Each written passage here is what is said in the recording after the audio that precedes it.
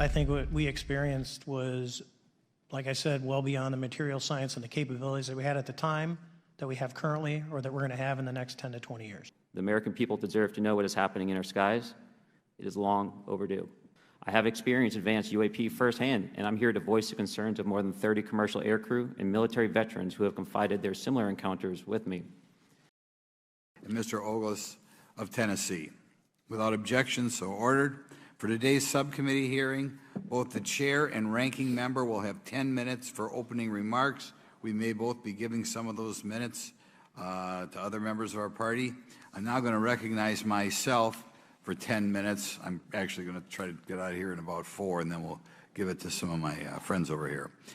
Good morning and welcome to the most exciting subcommittee in Congress this week, the Subcommittee on National Security, the Border and Foreign Affairs, for discussion of unidentified anomalous phenomenon. I'd like to thank the brave military pilots and personnel, such as the witnesses on the panel today, for sharing their stories on how they have engaged UAPs, which has brought attention to this matter. Curiosity and speculation from all walks of life have generated interest in studying what UAPs are and what threats they may pose. I will say that when I was younger in school, I read a book, a 1966 book called Flying Saucers, Serious Business, and for a while, when I was a little bit younger, I thought it was the most important issue out there. The lack of transparency regarding UAPs, which was one of the themes of that book,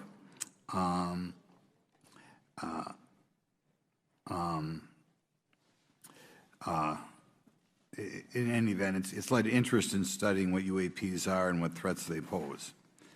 The lack of transparency regarding UAPs has fueled wild speculation and debate for decades, eroding public trust in the very institutions that are meant to serve and protect them, as is evidenced by the large number of people we have here.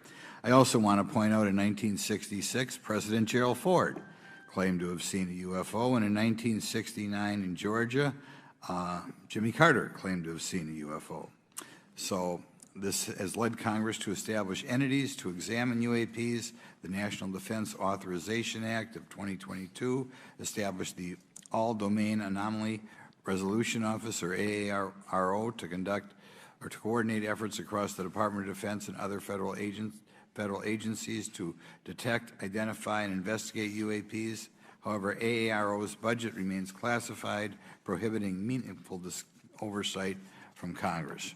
In addition to AARO's efforts, NASA is leading an independent study on UAPs that will identify how UAP data is gathered from both civilian and government entities that can be analyzed to shed light on the topic. However, despite these offices being established, there lies a pressing demand for government transparency and accountability that cannot be overlooked, and that's been a problem that's been around for 50 years. The Biden administration handling of the Chinese spy balloon that violated U.S. airspace is one example how the government is not prepared for these. The Biden administration's description of events has shown that the government continues not to be forthright. Between the Chinese balloon being shot down and 2 UAPs subsequently shot down following the event earlier this year, the U.S. government spent $1.5 million in taxpayer dollars on missiles, yet we have seen little clarity from the Biden administration. We must demand transparency from the Department of Defense, our intelligence community, and our defense industry on the UAP work. We're going to ask some questions about that today. Congress recognizes the subject of UAPs is multifaceted and requires a careful, data-driven approach. Today, we'll see clarity from these witnesses' testimonies, or we'll seek clarity as to what can be done to improve reporting for military and civilians and remain committed to objective inquiry. Congress should work to ensure that knowledge is not driven by fear. Today, we are not just debating the existence of UAPs, we are deliberating on the principles that define our republic, which is a commitment to transparency and accountability. I look forward to hearing from our witnesses today about ways we can improve government efficiency and openness when it comes to UAPs. I thank each of you for your presence here today and for your dedication to safeguarding the interests of the American people. I look forward to your testimony. Now I'm going to turn it over for 2.5 or 3 minutes to Representative Burchett from Tennessee.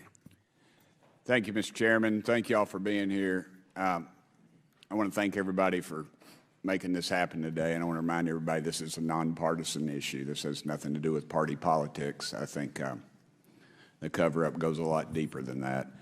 I also want to thank my colleagues, Representative Anna Paulina Luna, sitting beside me here, Jared Moskowitz, my friend across the aisle, has an incredible mind, and I'm anxious to hear his questions. My buddy Eric Burleson, and it's not in my notes here, but Matt Gates. If it hadn't been for Matt Gates, myself, him, and Luna would still be down at Eglin Air Force Base trying to get some answers.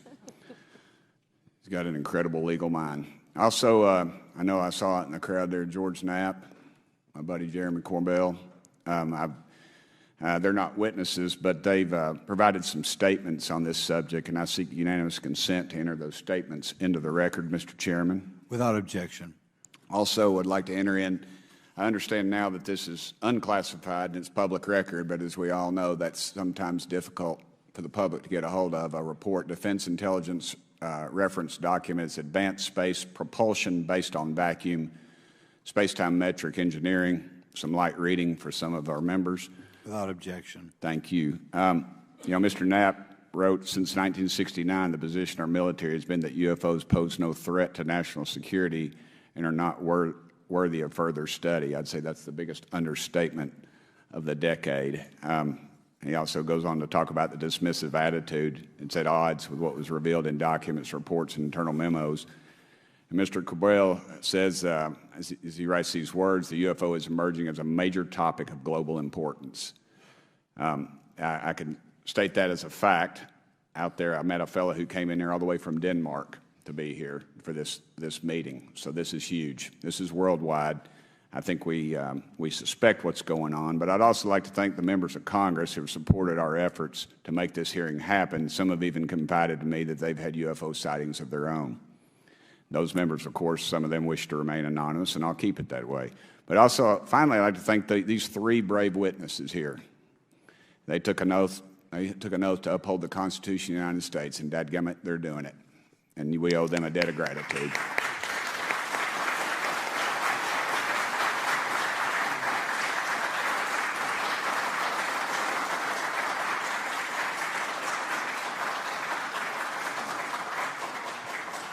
Y'all quit clapping. You're cutting in on my time.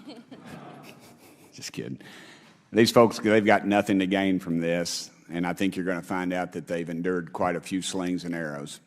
We need to remember them in our prayers and their families. And I'm thankful to them for their honest testimonies. They have done interviews and appeared in documentaries like Accidental Truth to get their stories out there, and now they are all here to testify under oath for Congress. It's been so difficult to get here today. I've said, in the Baptist church, we'd say that the devil's in our way. And the devil has been in our way through this thing. We've run into roadblocks from members, from the intelligence community, the Pentagon. I proposed legislation to go in the FAA reauthorization that just said if an airline pilot has a sighting, that when he makes that report to the FAA, that it would come to Congress. But I was told that the intelligence community did not like that, and the amendment was not even heard in committee. I think it's time for this country to take back our country. We need to tell the folks at the Pentagon they work for us. Dadgummit, we don't work for them. And that's exactly the point. This is an issue of government transparency. We can't trust a government that does not trust its people. We're not bringing little green men or flying saucers into the hearing. Sorry to disappoint about half y'all. We're just going to get to the facts. We're going to uncover the cover-up, and I hope this is just the beginning of many more hearings and more people coming forward about this. And I yield back the remainder of my time. I think, is it to Representative Luna, Mr. Chairman, or is that? Yeah, we'll call Ms. Luna for her statement. The circumstances surrounding UAPs has captivated the attention of the American people for decades, ingrained in even the minds of our nation's leaders from Jimmy Carter to Barack Obama, Hillary Clinton to Donald Trump, Marco Rubio to Chuck Schumer, John Radcliffe to National Security Council officials. Yet from Roswell, New Mexico to the coast of Jacksonville, Florida, the sightings of UAPs have rarely been explained by the people who have firsthand accounts of these situations. This is largely due to the lack of transparency by our own government and the failure of our elected leaders to make good on their promises to release explanations and footage and mountains of overclassified documents that continue to be hidden from the American people. This isn't just how I feel. In fact, the American people largely believe that the government has actively covered up the truth about UAPs. One poll in particular found that 68% of Americans believe that the government is hiding information about UAPs and not being honest about what we know about them. And from my personal experience, I believe the same thing. Another poll found that nearly half Americans believe that the federal government is doing a very bad or somewhat bad job of dealing with reports of UFO sightings. As Representative Burchett just referenced on the FAA bill that just went through, you can tell that that's exactly happening. Considering the thousands of testimonies and videos taken on people's phones and eyewitnesses' accounts made by credible witnesses such as doctors, pilots, scientists, and active duty service members, it is unacceptable to continue to gaslight Americans into thinking that this is not happening or that the potential of intelligent life forms exists other than humans. Even more alarming is the fact that these eyewitnesses are many times service members and have no assurance that their lives will not be negatively impacted or even harmed by their experiences. In being an active duty service member working on an airfield, I've had conversations with many pilots where they were in fear of coming forward for retribution and or being taken off flight status. How do we know this? Because the government has said nothing to assure us otherwise. They have also did nothing to calm the concerns of over 20% of Americans who have reported to have seen UFOs or UAPs. We are simply told not to question the government and that the government has it under control. Today is the first hearing of its kind where we will attempt to get down to the bottom of what is actually happening with UAPs. But we will hear from people who have had personal sightings rather than Pentagon bureaucrats who have always been sent to stonewall our investigations. Just so that the press knows and the people know, we were even denied access to a classified briefing in a SCIF prior to this hearing due to the amount of hoops that we had to jump through to grant temporary clearance to witness Grush, who has knowledge of classified information. It is time to have an open-minded discussion on this topic, to hear the evidence and understand the magnitude of what this means, not just for our nation, but for humanity. Thank you, Chairman. I yield back the rest of my time. Thank you very much, and I'd like to thank you and Mr. Burchett for bringing this topic to my attention. Now we'll recognize National Security Subcommittee Ranking Member Garcia for 10 minutes. Well, thank you, Mr. Chairman, and I want to thank first our witnesses for joining us today. I want to begin by thanking you all for your service to our country and for sharing your voices today and your courage to be here as well. To Mr. Graves, particularly grateful to you to spend some time that we had for you to share with candor some of your experiences, so I appreciate that as well. I do want to thank all the members of our subcommittee today and also those that are here and have waved on for their incredible interest in this issue, particularly to Congressman Burchett. I know that your leadership has brought us to this place today, and I want to thank you for that, as well as everyone else that's been engaged in this work. I also want to thank the oversight staff, who I know has been working very hard to ensure that today's hearing is serious, that it's transparent, and that it also provides appropriate answers, as our oversight body always demands. Now, it's really important that we're here in a bipartisan way to have this conversation, which really, to the heart of it, is about national security and key to the subcommittee's core purpose. This is the subcommittee on national security of the Oversight Committee. Now, our witnesses will testify today that UAPs have posed a serious safety threat, and we must understand this. More broadly, we're dealing with real questions that get to the heart of our faith in government. Faith in our institutions, as we all know, is at an all-time low. Partisanship and alternative facts make it too easy to doubt narrative or our institutions. But this hearing will offer the public unique perspectives, building on years of reporting by both federal agencies and the independent media. Now, some of the earliest reporting on this issue was a groundbreaking 2017 New York Times report, which revealed research, as we know now, on unidentified anomalous phenomena, or as many call UFOs, by the Defense Intelligence Agency. Mr. Graves and Commander Favor's experiences with UAPs have also been documented by the public, not just by the New York Times, but CNN and many other national news outlets. Now, the Office of the Director of National Intelligence has published public reports documenting UAPs, and on June 9, 2022, NASA announced that the agency is commissioning a study to, of course, examine unidentified anomalous phenomena. Now, the sheer number of reports, whistleblowers, and stories of unidentified anomalous phenomena should raise real questions and warrant investigation and oversight, and that's why we are here today. Now, pilots have reported encounters for years. Now, because of the stigma around reporting these incidents, we still don't have a complete picture of actually what's going on, particularly as our witnesses will testify on the civilian side, and that is a real problem that we have today in the country. Now, it's very important that we show that Democrats and Republicans in Congress can come together in a bipartisan way to cut through misinformation and to look at the facts in a serious and thoughtful manner. If we are to advance oversight and public disclosure, we must also gain the broad support of the public. We will succeed getting facts out to the public faster if there is a broad public support as part of the process. Now, I understand fully the Department of Defense is hesitant to share information that could also undermine our national security by revealing information on the capabilities of our own aircraft, our sensors, and other sensitive material. At the same time, many people believe that we're withholding information from them, and that is dangerous also. I believe in openness and transparency. That is also the role of Congress, and I want to trust that the American people will be able to weigh the evidence and make up their own minds. Now, we have incidents where sensors, sometimes even multiple types of sensors, detect things that we cannot explain. UAPs, whatever they may be, may pose a serious threat to our military or civilian aircraft, and that must be understood. Now, my career and training as a longtime and career educator and teacher and researcher tell me that we should never rule anything out. We know that our space, of course, is vast and undiscovered.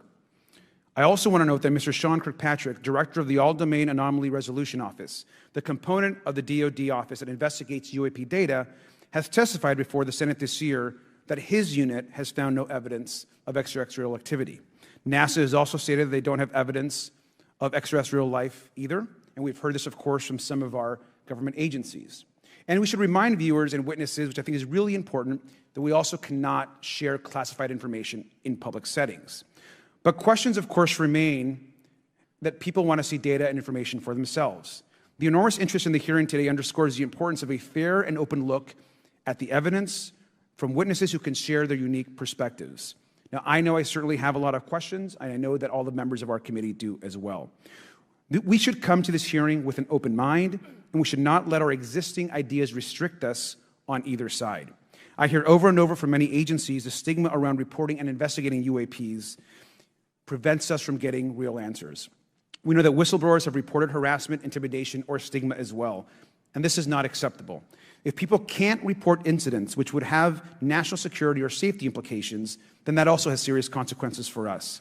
As ranking member of this subcommittee, I know my job would be completely impossible if whistleblowers or others feel intimidated to come before this committee. We can't be afraid of asking questions, and we can't be afraid of the truth. I'm proud to say that this hearing builds upon bipartisan work by members of the House and Senate dating many years back, which has sought to increase awareness within the Department of Defense and to mandate more of Congress of UAPs. We know the Senate is taking up an amendment to their defense authorization bill, which will create a commission with broad declassification authority, and we should all agree that that is an important step. Members of both parties and senior officials in multiple administrations have taken an interest in this issue, and we're proud to carry and build that confidence in the American people. This hearing will also not be the end of this discussion, but a new chapter and start to years and years of work that many folks, both in the public and within government, have been working on. We should encourage more reporting, not less, on UAPs. The more we understand, the safer we will be. We will hear testimony from witnesses today with a long record of service to the American people and with subject matter expertise. Our witnesses have a unique opportunity to share their perspective, insights, and their experiences with the American people. And I encourage all of my colleagues to engage with these difficult questions with an open mind and to follow the facts on behalf of our country. I also just want to say more broadly that we should look at this hearing and believe that everything is on the table as it relates to UAPs. I think an open mind is absolutely the best. I want to yield the 2.5 minutes, the remainder of my time, to the representative from Florida, Representative Moskowitz, for an opening statement. He also has been very much engaged in this issue, and I want to thank him for his leadership. Congressman. Thank you, Ranking Member Garcia. Thank you, Mr. Chairman. I want to thank Tim Burchett and Anna Paulina Luna for their leadership in pushing this hearing forward.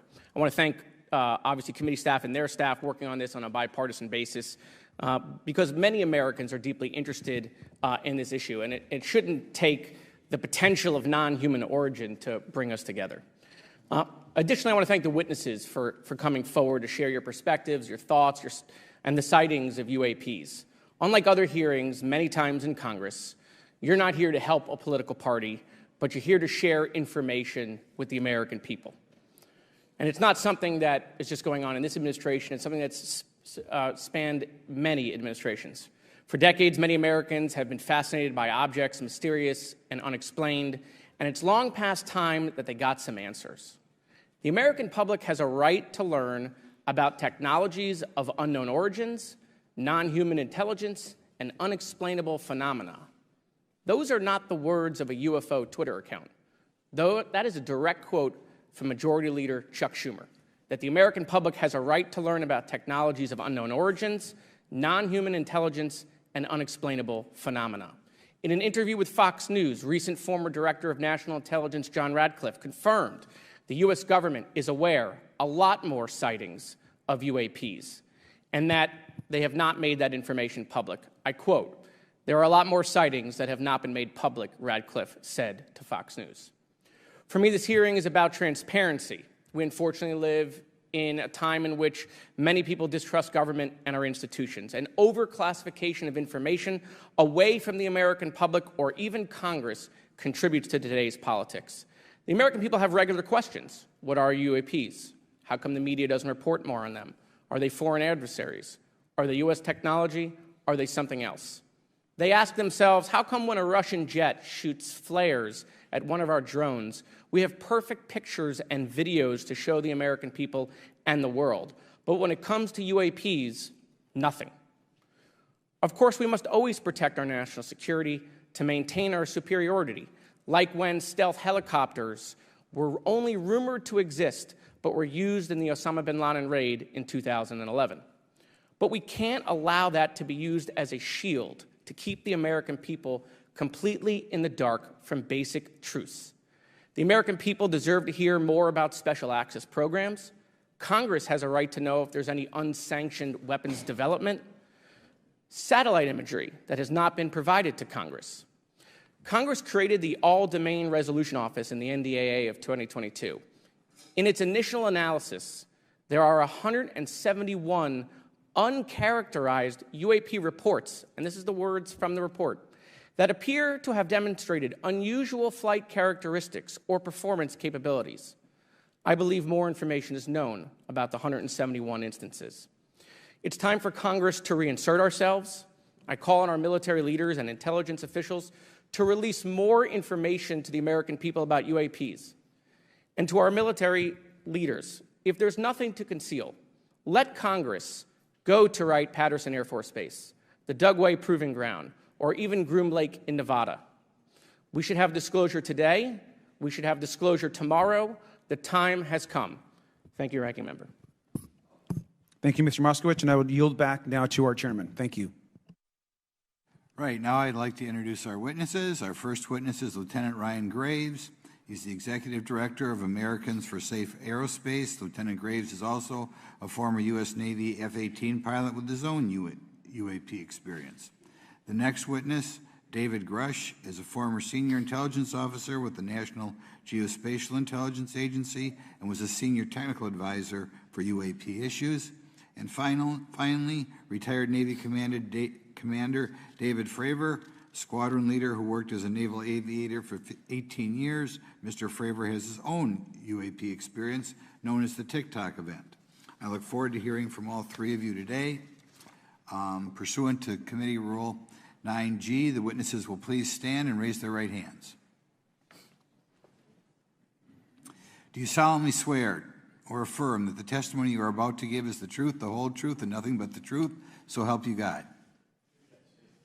Let the record show that all the witnesses answered in the affirmative. You may be seated. We appreciate you all being here today and look forward to your testimony. I'll remind the witnesses that we have read your written statements and they will appear in full in the hearing record. Please try to limit your oral statements to 5 minutes. As a reminder, please press the button on the microphone in front of you so that it's on and the members can hear you. When you begin to speak, the light in front of you will turn green. After 4 minutes, it'll turn yellow, and the red light, when that comes on, it tells you your 5 minutes have expired. I'll now recognize Mr. Graves for 5 minutes for your opening statement. Thank you. Chairman Grothman, Ranking Member Garcia, distinguished members of the House Oversight Subcommittee on National Security, Representatives Burchett and Luna. My name is Ryan Fobbs Graves, and I'm a former F-18 pilot with a decade of service in the U.S. Navy, including 2 deployments in Operation Enduring Freedom and Operation Inherent Resolve. I have experienced advanced UAP firsthand, and I'm here to voice the concerns of more than 30 commercial aircrew and military veterans who have confided their similar encounters with me. Today, I would like to highlight 3 critical issues that demand our action. As we convene here, UAP are in our airspace, but they are grossly underreported. These sightings are not rare or isolated, they are routine. Military aircrew and commercial pilots, trained observers whose lives depend on accurate identification, are frequently witnessing these phenomena. The stigma attached to UAP is real and powerful and challenges national security. It silences commercial pilots who fear professional repercussions, discourages witnesses, and is only compounded by recent government claims questioning the credibility of eyewitness testimony. Parts of our government are aware of more about UAP than they let on, but excessive classification practices keep crucial information hidden. Since 2021, all UAP videos are classified as secret or above. This level of secrecy not only impedes our understanding, but fuels speculation and mistrust. In 2014, I was an F-18 Foxtrot pilot in the Navy Fighter Attack Squadron 11, the Red Rippers, and I was stationed at NAS Oceana in Virginia Beach. After upgrades were made to our jet's radar systems, we began detecting unknown objects operating in our airspace. At first, we assumed they were radar errors, but soon we began to correlate the radar tracks with multiple onboard sensors, including infrared systems, eventually through visual ID. During a training mission in Warning Area Whiskey 72, 10 miles off the coast of Virginia Beach, 2 F-18 Super Hornets were split by a UAP. The object, described as a dark gray or a black cube inside of a clear sphere, came within 50 feet of the lead aircraft and was estimated to be 5 to 15 feet in diameter. The mission commander terminated the flight immediately and returned to base. Our squadron submitted a safety report, but there was no official acknowledgement of the incident and no further mechanism to report the sightings. Soon, these encounters became so frequent that aircrew would discuss the risk of UAP as part of their regular pre-flight briefs. Recognizing the need for action and answers, I founded Americans for Safe Aerospace.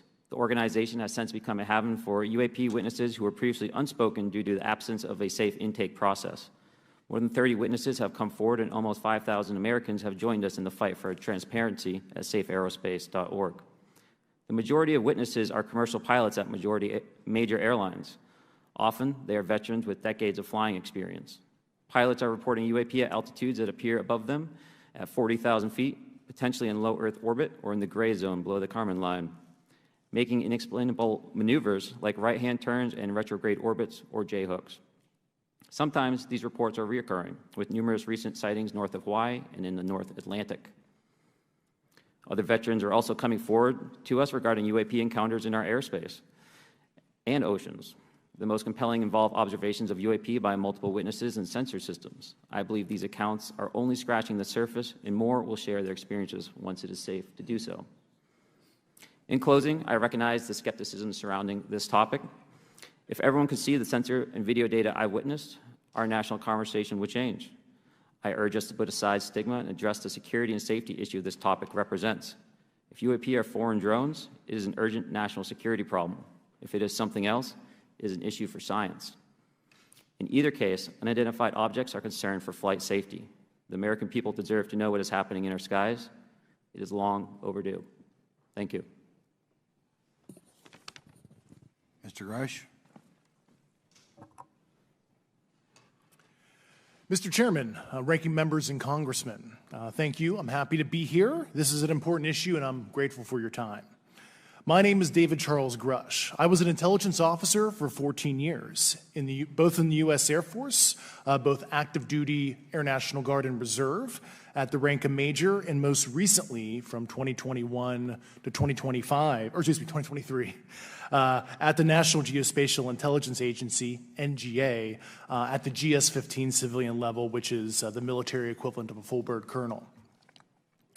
I was my agency's co-lead in unidentified anomalous phenomena and transmedium object analysis, as well as reporting to the UAP task force, UAPTF, and eventually, once it was established, the All-Domain Anomaly Resolution Office, AARO. I became a whistleblower through a PPD 19 urgent concern filing in May 2022 with the Intelligence Community Inspector General.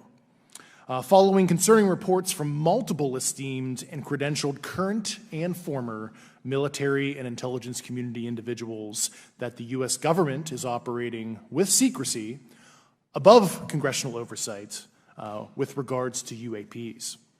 My testimony is based on information I've been given by individuals with a long-standing track record of legitimacy and service to this country, many of whom also have shared compelling evidence in the form of photography, official documentation, and classified oral testimony to myself and my various colleagues. I have taken every step I can to corroborate this evidence over a period of 4 years while I was with the UAP Task Force and do my due diligence on the individual sharing it. This is because of these steps, I believe strongly in the importance of bringing this information before you. I am driven by a commitment of both to truth and transparency, rooted in our inherent duty to uphold the United States Constitution and protect the American people. I'm asking Congress to hold our government to this standard and thoroughly investigate these claims. But as I stand here under oath now, I am speaking to the facts as I've been told them. In the U.S. Air Force, in my National Reconnaissance Office, NRO, reservist capacity, I was a member of the UAP Task Force from 2019 to 2021. I served at the NRO Operations Center on the Director's Briefing staff, which included the coordination of the Presidential Daily Brief and supporting a variety of contingency operations, which I was the Reserve Intelligence Division Chief backup. In 2019, the UAP Task Force Director asked me to identify all special access programs and controlled access programs, also known as SAPs and CAPs, we needed to satisfy our congressionally mandated mission, and we were direct report at the time to the DepSecDef. At the time, due to my extensive executive level intelligence support duties, I was cleared to literally all relevant compartments and in a position of extreme trust, both in my military and civilian capacities. I was informed in the course of my official duties of a multi-decade UAP crash retrieval and reverse engineering program, to which I was denied access to those additional read-ons when I requested it. I made the decision, based on the data I collected, to report this information to my superiors and multiple inspectors general, and in effect becoming a whistleblower. As you know, I've suffered retaliation for my decision, but I am hopeful that my actions will ultimately lead to a positive outcome of increased transparency. Thank you, and I'm happy to answer your questions. Thank you. Commander Fravor? Thank you. Thank you, Mr. Chairman, Congressmen, Congresswomen. I want to first thank you for the invitation to speak to the committee on the UAP topic that has been in the news for the past 6 years and seems to be continuing to gain momentum. As you know, my name is David Fravor. I'm a retired commander in the United States Navy. In 2004, I was a commanding officer of Strike Fighter Squadron 41, the world-famous Black Aces. We were attached to Carrier Wing 11, stationed on board the USS Nimitz, and had begun a 2-month workup cycle off the coast of California. On this day, we were scheduled for a 2v2 air-to-air training with the USS Princeton as our control. When we launched off Nimitz, my wingman was joining up. We were told that the training was going to be suspended and we were going to proceed with real-world tasking. As we proceeded to the west, the air controller was counting down the range to an object that we were going to, and we were unaware of what we were going to see when we arrived. The controller had told us that these objects had been observed for over 2 weeks, coming down from over 80,000 feet, rapidly descending to 20,000 feet, hanging out for hours, and then going straight back up. For those who don't realize, above 80,000 feet is space. We arrived at the location at approximately 20,000 feet, and the controller called merge plot, which means that our radar blip was now in the same resolution cell as the contact. As we looked around, we noticed that we saw some whitewater off our right side. It's important to note that the weather on this day was as close to perfect as you could ask for off the coast of San Diego. Clear skies, light winds, calm seas, no whitecaps from waves. So the whitewater stood out in a large blue ocean. All 4 of us, because we were in F-18Fs, so we had pilots and Wizzo in the back seat, looked down and saw a white tic-tac object with a longitudinal axis pointing north-south and moving very abruptly over the water like a ping-pong ball. There were no rotors, no rotor wash, or any sign of visible control surfaces like wings. As we started clockwise towards the object, my Wizzo and I decided to go down and take a closer look with the other aircraft staying in high cover to observe both us and the Tic Tac. We proceeded around the circle about 90 degrees from the start of our descent, and the object suddenly shifted its longitudinal axis, aligned it with my aircraft, and began to climb. We continued down another 270 degrees, nose low, where the Tic Tac, or we considered 270 degrees to where, and we went nose low to where the Tic Tac would have been. Our altitude at this point was about 15,000 feet, and the Tic Tac was about 12,000. As we pulled nose onto the object, within about a half mile of it, it rapidly accelerated in front of us and disappeared. Our wingmen, roughly 8,000 feet above us, lost contact also. We immediately turned back to see where the whitewater was at, and it was gone also. So as we started to turn back towards the east, the controller came up and said, "Sir, you're not going to believe this, but that thing is at your cap point, roughly 60 miles away in less than a minute. You can calculate the speed." We returned to Nimitz. We were taking off our gear. We were talking to one of my crews that was getting ready to launch. We mentioned it to them, and they went out and luckily got the video that you see, that 90-second video. What you don't see is the radar tape that was never released, and we don't know where it's at, of the active jamming that the object put on an APG-73 radar, and I can get into modes later if you're interested. What is shocking to us is that the incident was never investigated. None of my crew were ever questioned. Tapes were never taken, and after a couple days, it turned into a great story with friends. It wasn't until 2009 until Jay Stratton had contacted me to investigate. Unbeknownst to all, he was part of the ATIP program in the Pentagon led by Lou Elizondo. And there was an unofficial official report that came out that's now on the internet. Years later, I was contacted by the other pilot, Alex Dietrich, and asked if I'd been contacted, and I said no, but I'm willing to talk. I was contacted by Mr. Elizondo, and we talked for a short period of time, and he said we'd be in contact. A few weeks after that, I was made aware that Lou had left the Pentagon in protest and joined forces with Tom DeLonge, Chris Mellon, Steve Justice, and others to form Two Stars Academy, an organization that pressed the issue with leading industry experts and U.S. government officials. They worked with Leslie Kean, who is present today, Ralph Blumenthal, and Helene Cooper to publish the articles in the New York Times 2017 New York Times, and it removed the stigma on the topic of UFOs, which is why we're here today. Those articles open the door for the government and public that cannot be closed. It has led to an interest from our elected officials who are not focused on little green men, but figuring out where these craft are, where they're from, the technology they possess, how do they operate. It also led to the Whistleblower Protection Act and the NDAA.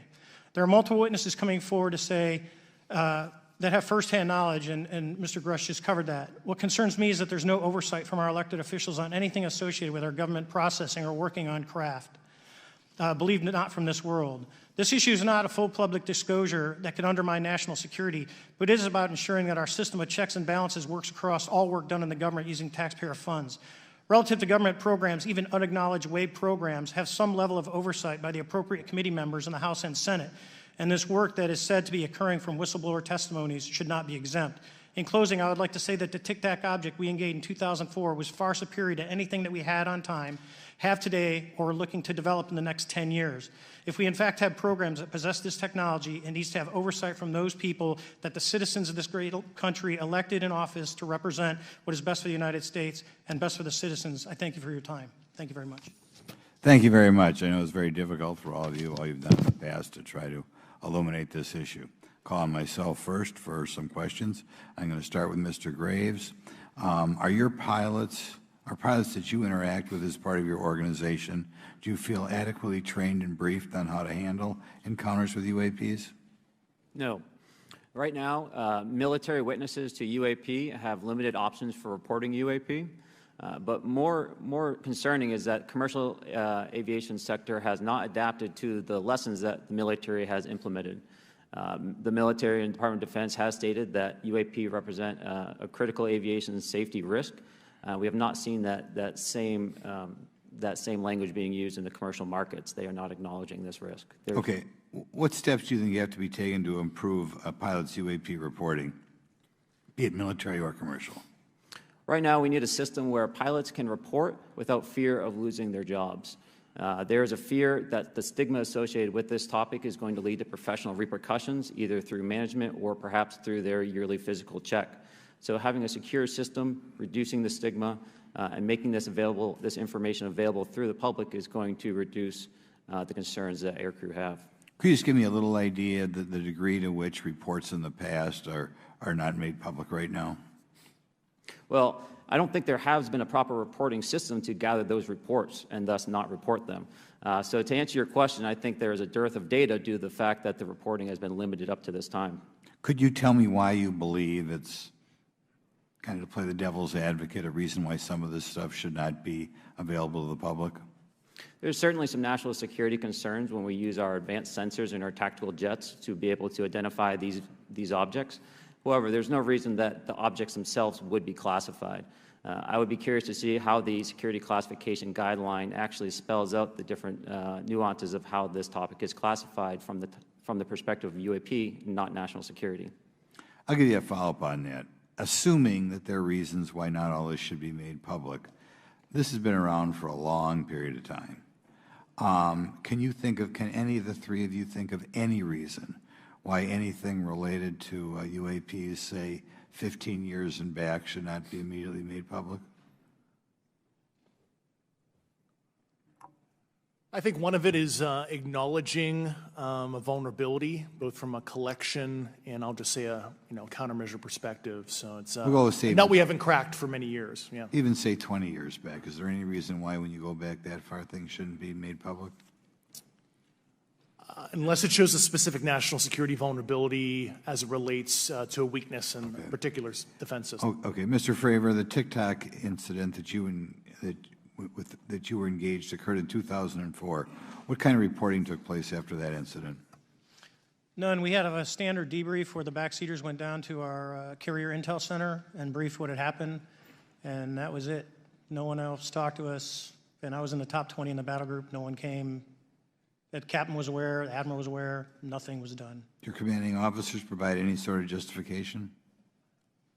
No, because I was the commanding officer of the squadron, so no. Was this incident the only UAP event that you encountered while you were a pilot? Yes, it was. Okay. This is for any one of you. Based off of each of your experiences and observations, do you believe UAPs pose a potential threat to our national security? Yes, and here's why. The technology that we faced was far superior than anything that we had, and you could put that anywhere. If you had one, you captured one, you reverse engineered it, you got it to work, you're talking something that can go into space, go someplace, drop down in a matter of seconds, do whatever it wants, and leave, and there's nothing we can do about it. Nothing. Okay. You two? Well, I would also like to add, from a commercial aviation and military aviation perspective, we deal with uncertainty in our operating space as a matter of our professional actions. Identifying friend from foe is very important to us. And so when we have unidentified targets and we continue to ignore those due to a stigma or a fear of what it could be, that's an opening that our adversaries can take advantage of. What steps should be taken to better understand and respond to UAP encounters in the interest of national security? There needs to be a location where this information is centralized for processing, and there needs to be a two-way communication loop so the operators on the front end have a feedback and can get best practices on how to process information, what to do, and to ensure that their reporting is being listened to. Right now, there is not a lot of back and forth. Mr. Grush, in your complaint to the Intelligence Community Inspector General, you claim that you believe information is being hidden. What kind of information do you think was hidden, and do you think it should remain hidden? Yes, I can speak to that very briefly in an unclassified manner. As you know, the preponderance of my complaint was classified to the intelligence communities. Both material acquisition and exploitation activity, also baselining the UAPs but not sharing it with intelligence professionals that are actually doing step briefs to pilots, that kind of information. Yeah. Okay. Thank you very much. Now we'll go to Mr. Garcia. Thank you. Again, thank you all for your service and for testifying today. Want to just talk about UAPs as it relates to what we're seeing in pilots' interaction with UAPs. Particularly, Mr. Graves, one of the concerns that for members of this committee is this idea that pilots, there's no system to actually report UAPs and the stigma around pilots. And so could you just briefly, you mentioned that you're working with 30 pilots right now that have had encounters with UAPs, but you've also, I believe, discussed and know of many more pilots. This is just those that you're currently working with. Is that correct? Can you expand on that? Certainly. I'll break that down in two ways. First, when we were first experiencing these objects off the eastern seaboard in the 2014 to 2015 time period, anyone that had upgraded their radar systems were seeing these objects. So there was a large number of my colleagues that were detecting these objects off the eastern seaboard. They were further correlating that information with the other onboard sensors, and many of them also had their own eye sightings as well of these objects. Now, that was our personal firsthand experience at the time. Since then, as I've engaged this topic, others have reached out to me to share their experiences, both on the military side as well as the commercial aviation side. On the military aviation side, veterans that have recently got out have shared their stories and have expressed how the objects we were seeing in 2014, 2015 continued all the way to 2019, 2020, and beyond. And so it became a generational issue for naval aviators on the eastern seaboard. This was something we were briefing to new students. This is something that was included in the notice to airmen to ensure that there was no accidents. And now with commercial aviators, they are reaching out because they're having somewhat similar experiences as our military brothers and sisters, but they do not have any reporting system that they can send us to. And let me just add, both to Mr. Fravor as well as Mr. Graves, not having this system for reporting, would you both agree that it's harmful to not just our national security interests, but to understand this phenomenon of what's happening with UAPs?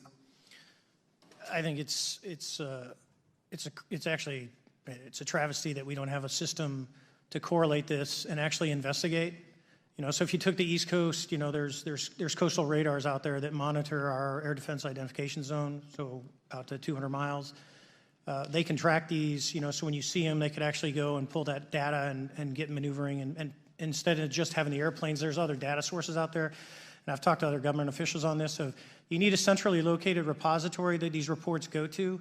So if you just stuck it in DOD, you wouldn't get anything out of the Intelligence Committee because they have a tendency to not to talk. But if you had a central location where these reports would come in, not just military, but also commercial aviation, because there's a lot of that going on, especially if you talk to anyone that flies from here to Hawaii, over the Pacific, they see odd lights.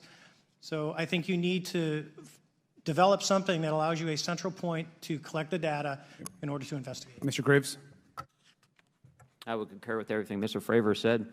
I'll continue to say that the commercial pilots that have reached out to me through Americans for Safe Aerospace are doing so because they don't feel there's another way for them to report this safety issue. And I think one of the clear outcomes of this hearing already is that there has to be a safe and transparent reporting process for pilots, both on the commercial side and the military side, to be able to report UAPs in a way that's also transparent, but also understands the scope of our national security interests and what may be classified or not. But I think there has to be some sort of system, and so that's something that I hope can be an outcome that this committee can work on. Is there anything else for the two of you briefly beyond this reporting system that you think that we can do as a government to encourage and facilitate more civilian reporting? I think we're doing it right now. Okay, great. I think this hearing is going to show the American people that their government takes this topic seriously. And how about civilians that may not be pilots? What kind of process could be in place for civilians who are not pilots, who may have UAP encounters? Do either of you have any suggestions that could facilitate that? My recommendations would be to make that a sensor-centric operation in order to make it as objective as possible. Okay. Sir, Mr. Fravor? No, I agree with Mr. Graves on that. Okay.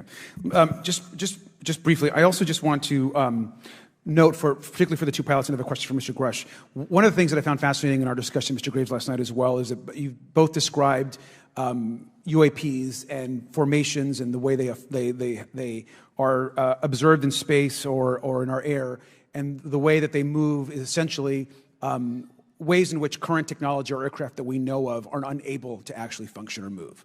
And so will you just, for the public record, again, once again, briefly just either describe or note that aircraft that are being witnessed, particularly by the 30 folks that you're working with, are essentially outside the scope of anything that we know of today and the technology we have today. Mr. Graves, Mr. Fravor? Yes, the objects that are being seen by commercial pilots are performing maneuvers that are unexplainable due to our current understanding of our technology and our capabilities as a country, and that applies for the military as well. Mr. Fravor? Yeah, I concur with that. We have nothing that can stop in midair and go the other direction, nor do we have anything that can, like in our situation, come down from space, hang out for 3 hours, and go back up. Thank you. My last question, and sometimes I know that you have also said some of these answers in the past, but we're trying to get them on the public record as well, which is really important. Mr. Grush, finally, do you believe that our government is in possession of UAPs? Absolutely, based on interviewing over 40 witnesses over 4 years. And where? I know the exact locations, and those locations were provided to the Inspector General and some of which to the intelligence committees. I actually had the people with the firsthand knowledge provide a protected disclosure to the Inspector General. Thank you. And Mr. Chairman, I would just say that I think that these questions are important questions, and I look forward to being involved in the process to get those answered. I know there'll be a lot of questions from other committee members, so I yield back. Thank you. We'll go to Mr. Burchett himself. Thank you, Mr. Chairman. Thank you, Mr. Garcia. I would like to have you on my legislation to do just that on the reporting, and we'll get together on that. Maybe you can be my co-sponsor on that. That'd be really cool. Thank you for those great questions. Mr. Graves, again, I'd like to know, how do you know that these were not our aircraft? Some of the behaviors that we saw in a working area, we would see these objects being at 0.0 Mach, that's 0 airspeed, over certain pieces of the ground. So what that means, just like a river, if you throw a bobber in, it's going to float downstream. These objects were staying completely stationary in Category 4 hurricane winds. These same objects would then accelerate to supersonic speeds, 1.1, 1.2 Mach, and they would do so in very erratic and quick behaviors that I don't have an explanation for. Okay. Have you spoken to commercial and military pilots that have seen these off of our East Coast? I have. Okay.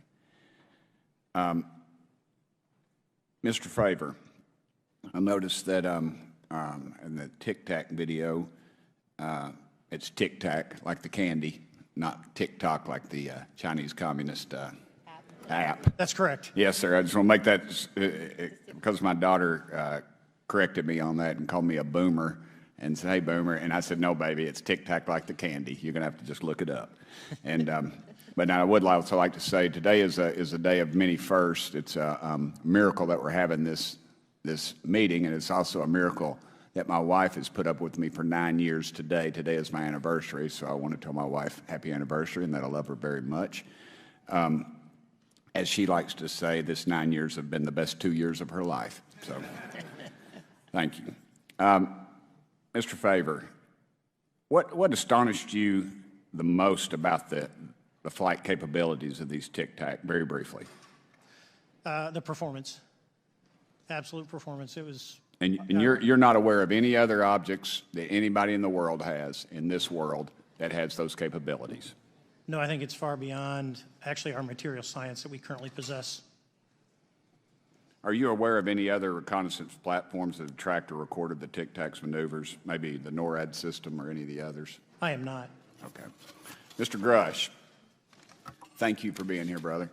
Thank you all very much. Have you faced any retaliation or reprisals for any of your testimony or anything on these lines? Yeah, I have to be careful what I say in detail because there is an open whistleblower reprisal investigation on my behalf, and I don't want to compromise that investigation by providing anything that may help provide somebody information. But it was very brutal and very unfortunate, some of the tactics they used to hurt me both professionally and personally, to be quite frank. Yeah.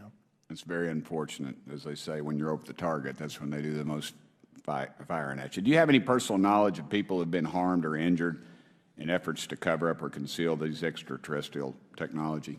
Yes. Personally. Have anyone been murdered that you would that you know of or have heard of, I guess? I have to be careful asking that question. I directed people with that knowledge to the appropriate authorities. Maybe in a if we could get in a confidential area, SCIF, we could talk about that. But unfortunately, we were denied access to the SCIF, and that's very unfortunate in this scenario. Mr. Favor, do you believe that you witnessed an additional object under the water in relation to your encounter? I will say we did not see an object. There was something there to cause the whitewater, and when we turned around, it was gone. So there was something there that obviously moved. Okay, it was not the same object though that you were looking at, correct? No, we actually joked that the Tic Tac was communicating with something when we came back, and because the whitewater disappeared. We were in another instance. We're told about the capabilities of a jamming during viewing of when there were some people chasing some of these objects. Did you experience any of that jamming or interrupting your radar or weapons system? My crew that launched after we landed experienced significant jamming to the APG-73 radar, which was what we had on board, which is a mechanically scanned, very high-end system prior to the APG-79. And yes, it did pretty much everything you could do, range, velocity, aspect, and then it spit the lock, and the targeting pod is passive. That's what we were able to get the video on. I'm about to run out of time, but are you aware of any of our enemies that have that capability? No. Okay. I would also like to note for the record that, like George Knapp, breaking Area 51, he's the reason I knew about that, and the reason I know about the Tic Tacs is Leslie Keene from New York Times article, and I would encourage everybody to read that. Thank you, Mr. Chairman. I yield back to you for no time. Very good. Mr. Raskin? Thank you, Mr. Chairman. Mr. Graves, you reported UAP encounters during training flights, I think, and have since come forward to warn the Pentagon that these encounters may be putting pilots at risk. My first question is, you've identified these as taking place on the East Coast. Is it just on the East Coast where these encounters have been reported? No. Since the events initially occurred, I've learned that the objects have been detected essentially where all operations, Navy operations are being conducted across the world. And that's from the All Domain Anomaly Resolutions Office reporting. All right, can you describe your experience after you decided to come forward and go public with your experience? Certainly. Like many others, in 2017, I saw the New York Times article come out as well. And for me, it was special because I recognized the voices on the video. I recognized the video itself. I had seen it when it was taken. I seen it when it was debriefed.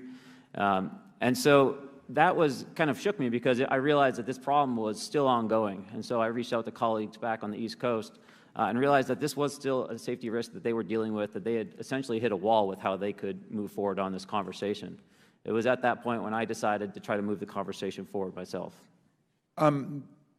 Are there common characteristics to the UAPs that have been cited by different pilots, and can you describe what the convergence of descriptions is? Certainly.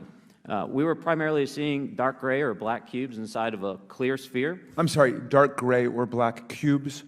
Yes, inside of a clear sphere, where the apex or tips of the cube were touching the inside of that sphere.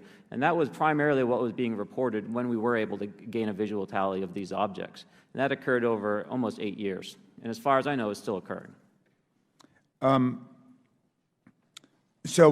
take it that you're arguing what we need is real transparency in a reporting system so we can get some clarity on what's going on out there, because there are many pilots in your situation, but we should have a way of developing a systematic inventory of all of such encounters. Is that right? Yes, and I think we need both transparency and the reporting. We have the reporting, but we need to make sure that information can be promulgated to commercial aviation as well as the rest of the populace.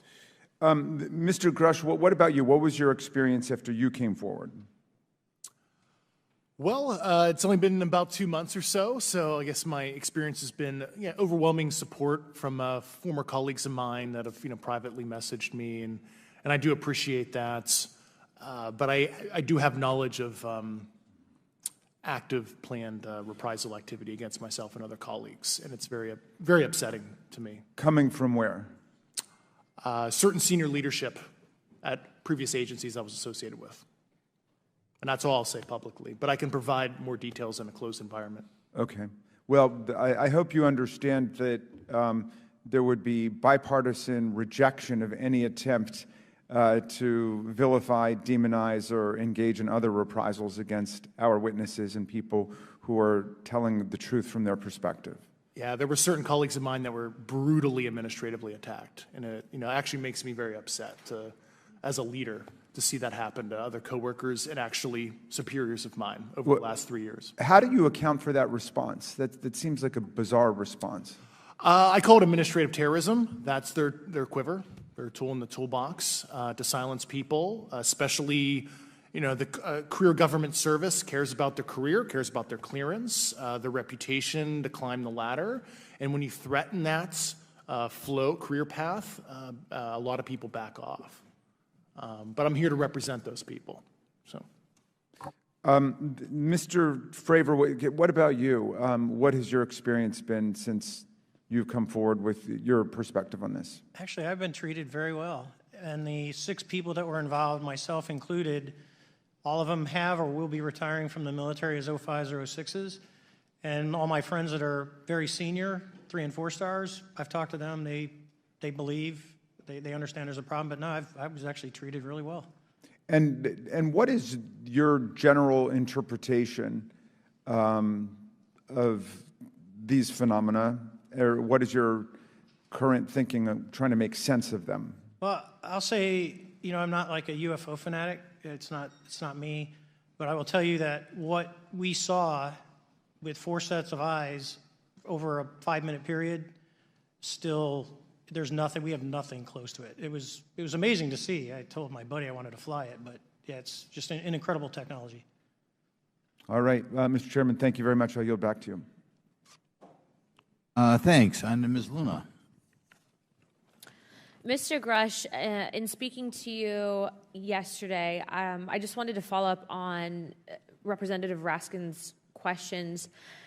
In the last couple of years, have you had incidences that have caused you to be in fear for your life for addressing these issues? Yes, personally. Okay. Yeah. I just want everyone to note that he's coming forward in fear of his life. To put in perspective, if they were really not scared about this information coming out, why would someone be intimidated like that? To your knowledge, are NHIs working with adversarial foreign governments in either technology exchange programs or back engineering programs? I don't have data on that. I'm not sure. Have you heard or you had people come forward to present that evidence? Not that particular evidence that you just espoused. Okay, on the 19th of April, Dr. Kirkpatrick, head of Aero, had said that he did not find any evidence of UAPs. You also stated that you had, in your interview, that you had briefed him on information that you were uncovering, but that he did not follow up with you. Were the items that you divulged to him pertinent to national security? Yes, him and I had a classified conversation in April 2022 before he took over Aero in July 2022, and I provided him some concerns I had. Do you know why he might not have followed up with you? Unfortunately, I cannot read his mind. I wish he did. I was happy to give sage counsel to him on where to look when he took the helm of Aero. Okay, and then my last question for you before I move to Mr. Graves is you received prior approval from the Defense Department to speak on certain issues, correct? Correct, through DOPSR, DoD Pre-Publication and Security Review, and I just want to remind the public, they're just looking from a security perspective. These are my own personal views and opinions, not the department's. Okay, I'm asking that, though, mainly because I think that there are many people that would like to discredit you. So it does bring a certain amount of credibility to your testimony. I'm required by law to do that as a former intelligence officer, or I go to jail for revealing classified information. Yeah, we don't want you to go to jail. My next question would actually be for Mr. Graves. Can you please explain to me in detail the event that occurred at Vandenberg Air Force Base? Certainly. In the 2003 timeframe, a large group of Boeing contractors were operating near one of the launch facilities at Vandenberg Air Force Base when they observed a very large 100-yard sided red square approach the base from the ocean and hover at low altitude over one of the launch facilities. This object remained for about 45 seconds or so before darting off over the mountains. There was a similar event within 24 hours later in the evening. This was a morning event, I believe 8:45 in the morning.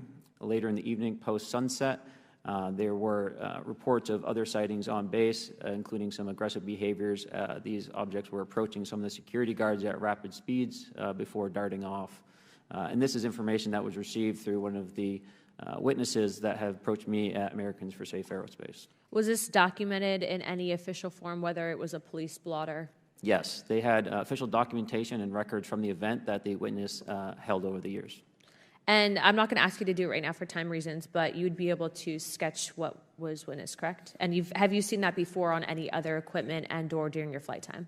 I have not seen what they've described. This object was estimated to be almost the size of a football field, and I have not seen anything personally that large.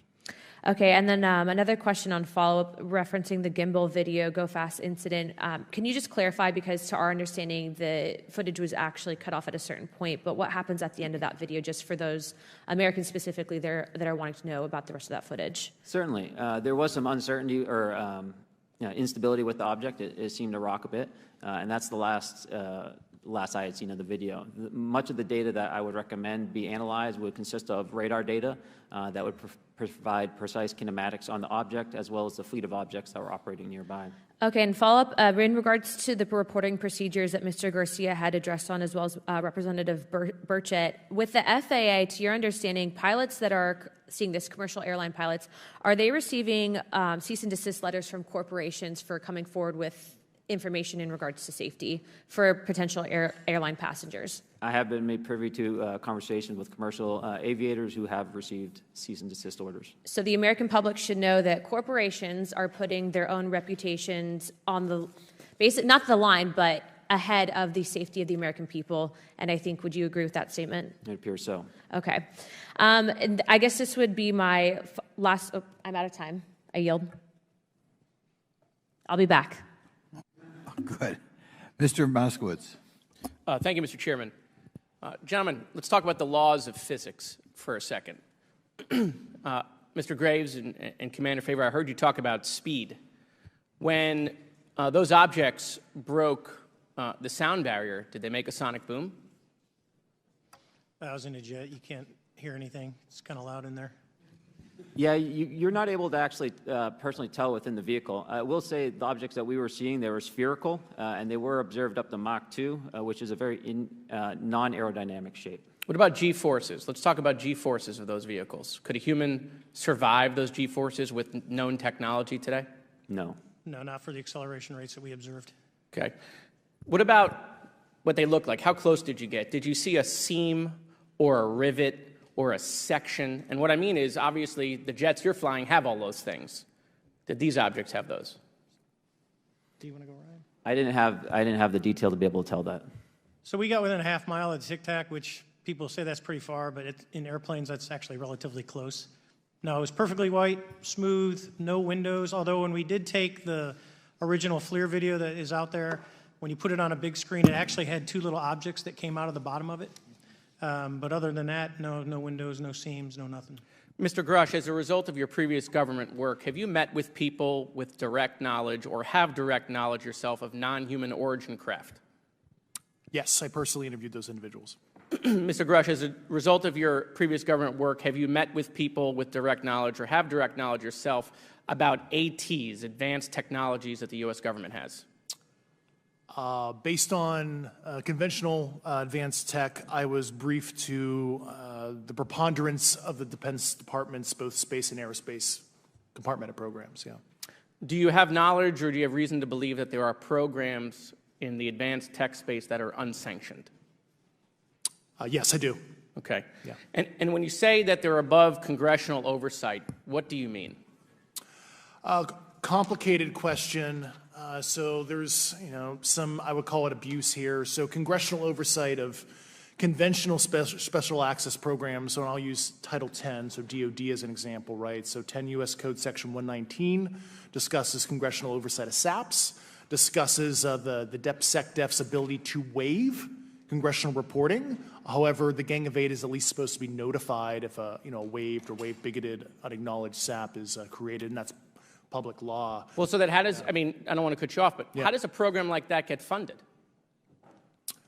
I will give you generalities. I can get very specific in a closed session, but misappropriation of funds and Does that mean self-fund. that there is money in the budget that is said to go to a program, but it doesn't, and it goes to something else? Yes, I have specific knowledge of that. Yep. Do you think U.S. corporations are overcharging for certain tech they're selling to the U.S. government, and that additional money is going to programs? Correct, through something called IRAD. Okay. Satellite imagery. Let's talk about satellite imagery. We have satellites all over the place, some that we're aware of and many that we're not aware of, right? We're taking pictures of everything at every point and second.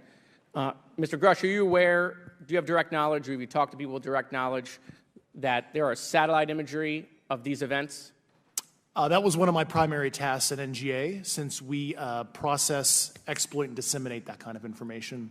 I've seen multiple cases, some of which, to my understanding, and of course I left NGA in April, so that's my information cutoff date. But I personally reviewed both what we call overhead collection and from other strategic and tactical platforms that I could not even explain prosaically. And I have a degree in physics, by the way, as well. And I am aware that you guys have not seen these reports, unfortunately. And I don't know why. Do you have direct knowledge, or you had spoken to people with direct knowledge that this imagery applies to crash sites, crash imagery? I can't discuss that in an open session. Okay. Do you have any information that the U.S. government is involved in a disinformation campaign to deny the existence of certain UAPs?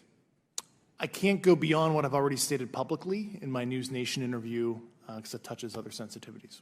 Okay. I'll yield the balance of my time back. Thank you, Mr. Chairman.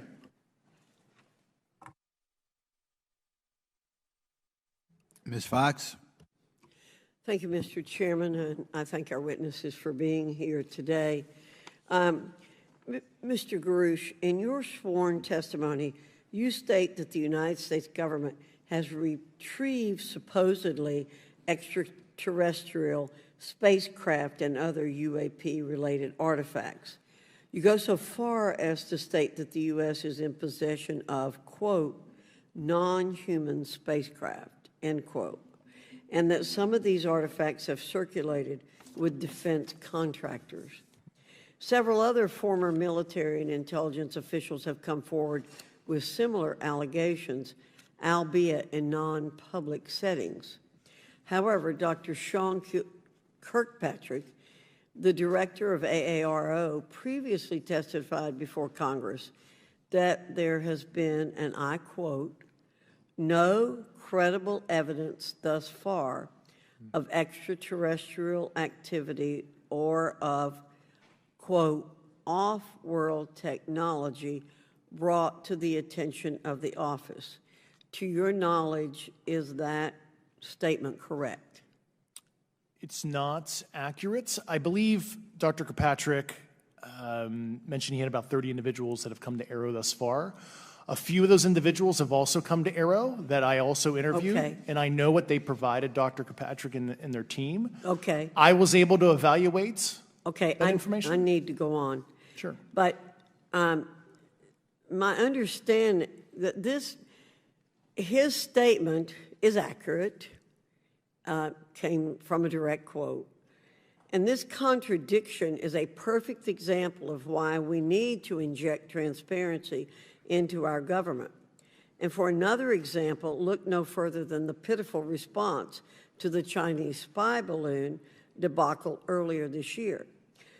You may remember the mass confusion that ensued when the balloon was first spotted over Montana, 4 days after it first entered U.S. airspace over Alaska.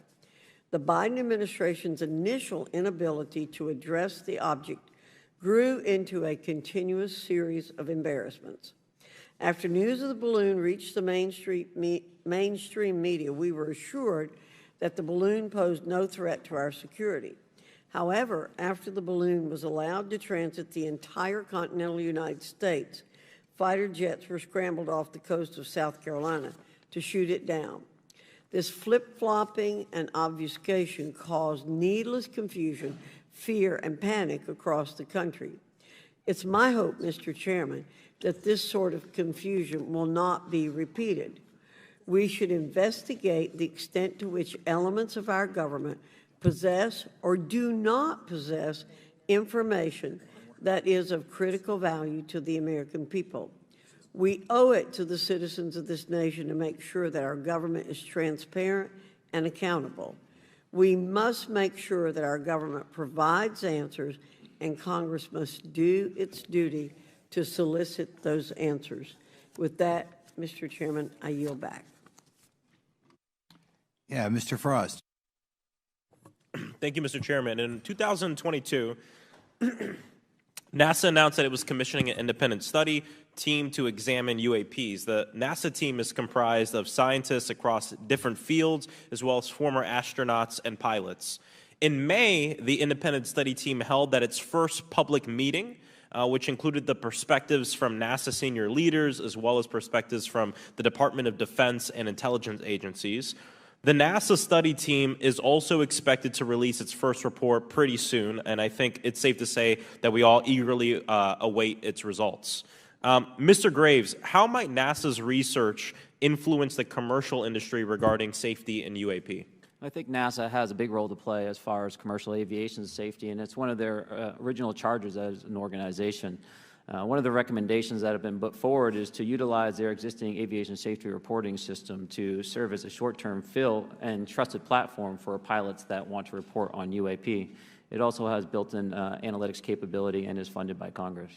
Gotcha. And also, Mr. Graves, are there any other industries that may be influenced by the NASA research on UAPs? And if so, how so?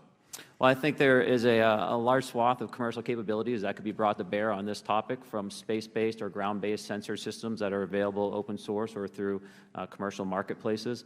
And I think NASA's work, as they work to identify and highlight specific parameters that can be found, we can take that information and promulgate this through the public sector so that we can have a more open conversation about what we're seeing.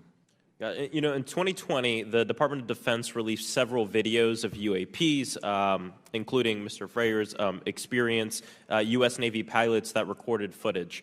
In 2021, the Office of the Director of National Intelligence released a preliminary report on UAP events. NASA Administrator Bill Nelson stated that NASA would begin to investigate these events.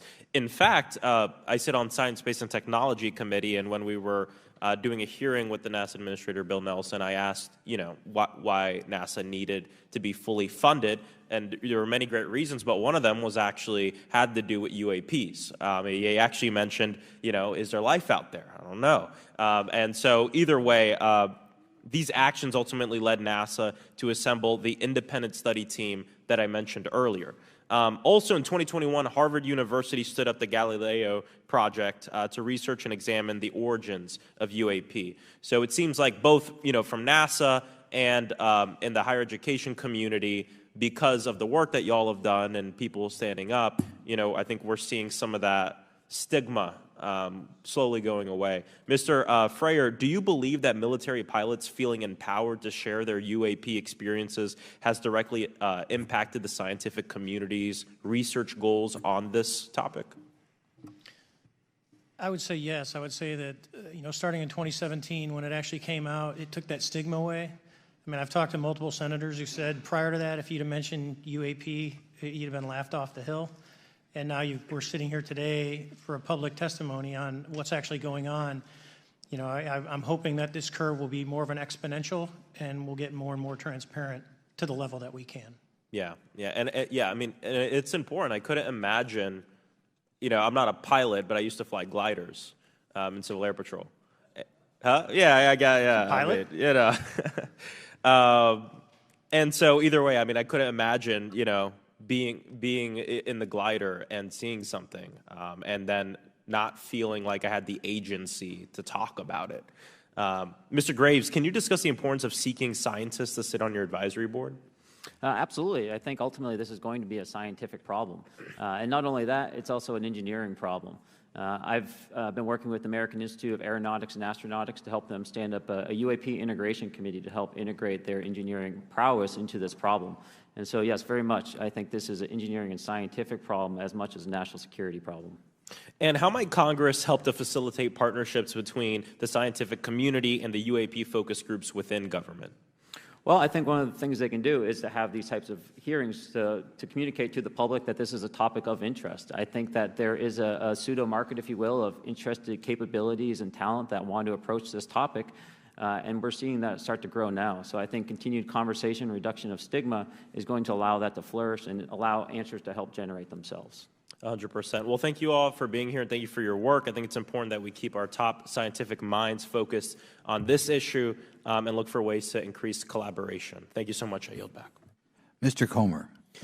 Thank you, Mr. Chairman. Let me say I want to thank you for having this hearing, and I want to thank Mr. Burchett and Ms. Luna for leading this hearing. And with that, I yield my 5 minutes to Mr. Burchett. Thank you, Mr. Chairman. I'm going to direct this, I believe, to Mr. Grush, but if any of you all feel like you need to jump in, just jump right in. We're good. Has the U.S. government become aware of actual evidence of extraterrestrial, otherwise unexplained forms of intelligence? And if so, when do you think this first occurred? I like to use the term non-human. I don't like to denote origin. Keeps the aperture open, both scientifically. Right. Certainly, like I've discussed publicly previously, 1930s. Okay. Can you give me the names and titles of the people with direct firsthand knowledge and access to some of this crash retrieval, some of these crash retrieval programs, and maybe which facilities, military bases that the recovered material would be in? And I know a lot of Congress have talked about we're going to go to Area 51, and and there's nothing there anymore anyway. It's just and we move like a glacier. And as soon as we announce it, I'm sure the moving vans would pull up. But please. I can't discuss that publicly, but I did provide that information both to the Intel committees and the Inspector General. And we could get that in the SCIF if we were allowed to get in a SCIF with you. Would that be probably what you would think? Sure, if you had the appropriate accesses, yeah. What special access programs cover this information, and how is it possible that they have evaded oversight for so long? I do know the names. Once again, I can't discuss that publicly and how they've evaded oversight. In a closed setting, I can tell you the specific tradecraft used. All right. When do you think those programs began, and who authorized them? I do know a lot of that information, but that's something I can't discuss publicly because of sensitivities. All right. If any of y'all want to jump in on any of this, you're more than welcome to. What level of security clearance is required to fully access these programs? Well, anybody who has... and I say that because myself, Representative Gates, and Representative Luna were basically turned away at one point at Eglin. So please go right ahead. Certainly difference between member access and, say, somebody like me, but anybody who has a TSSCI clearance and meets the eligibility criteria, the access adjudicative authority should be able to grant you access. Mr. Burchett, if you'll yield, so just to put a fine point on that, there's nothing that you're aware of that's above special access program classification. It's a misnomer that there's anything actually above top secret. Executive Order 13526 delineates the classification levels. Right, but I draw a point on that because we can have access to those programs, and so the notion that we're not being given that access sort of defies our typical muscle memory here in Congress. Thank you, Mr. Burchett. I'll yield back to you. Thank you, Mr. Gates. Along those lines, Title 10, you may not know this or not, but Title 10 and Title 50 authorization, they seem to say they're inefficient. So who gets to decide this, in your opinion, in the past? It's a group of career senior executive officials. Okay, are they government officials? Both in and out.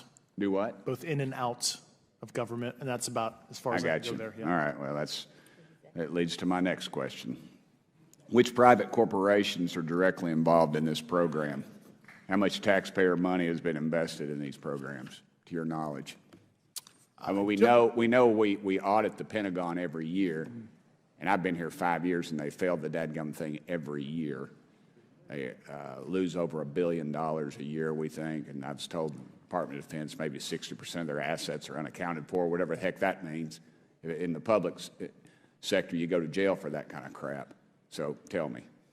Yeah, I know when I'm $1 off of my DTS travel voucher, I get hammered, but it seems like it doesn't work the other way. If you sell over $600 worth of stuff on eBay, now you get a call from the IRS. So please, what corporations? Yeah, I don't know the specific metrics towards the end of your question. The specific corporations I did provide to the committees in specific divisions, and I spent 11 and a half hours with both Intel committees. So. Okay, has there been an active U.S. government disinformation campaign to deny the existence of unidentified aerial phenomena, and if so, why?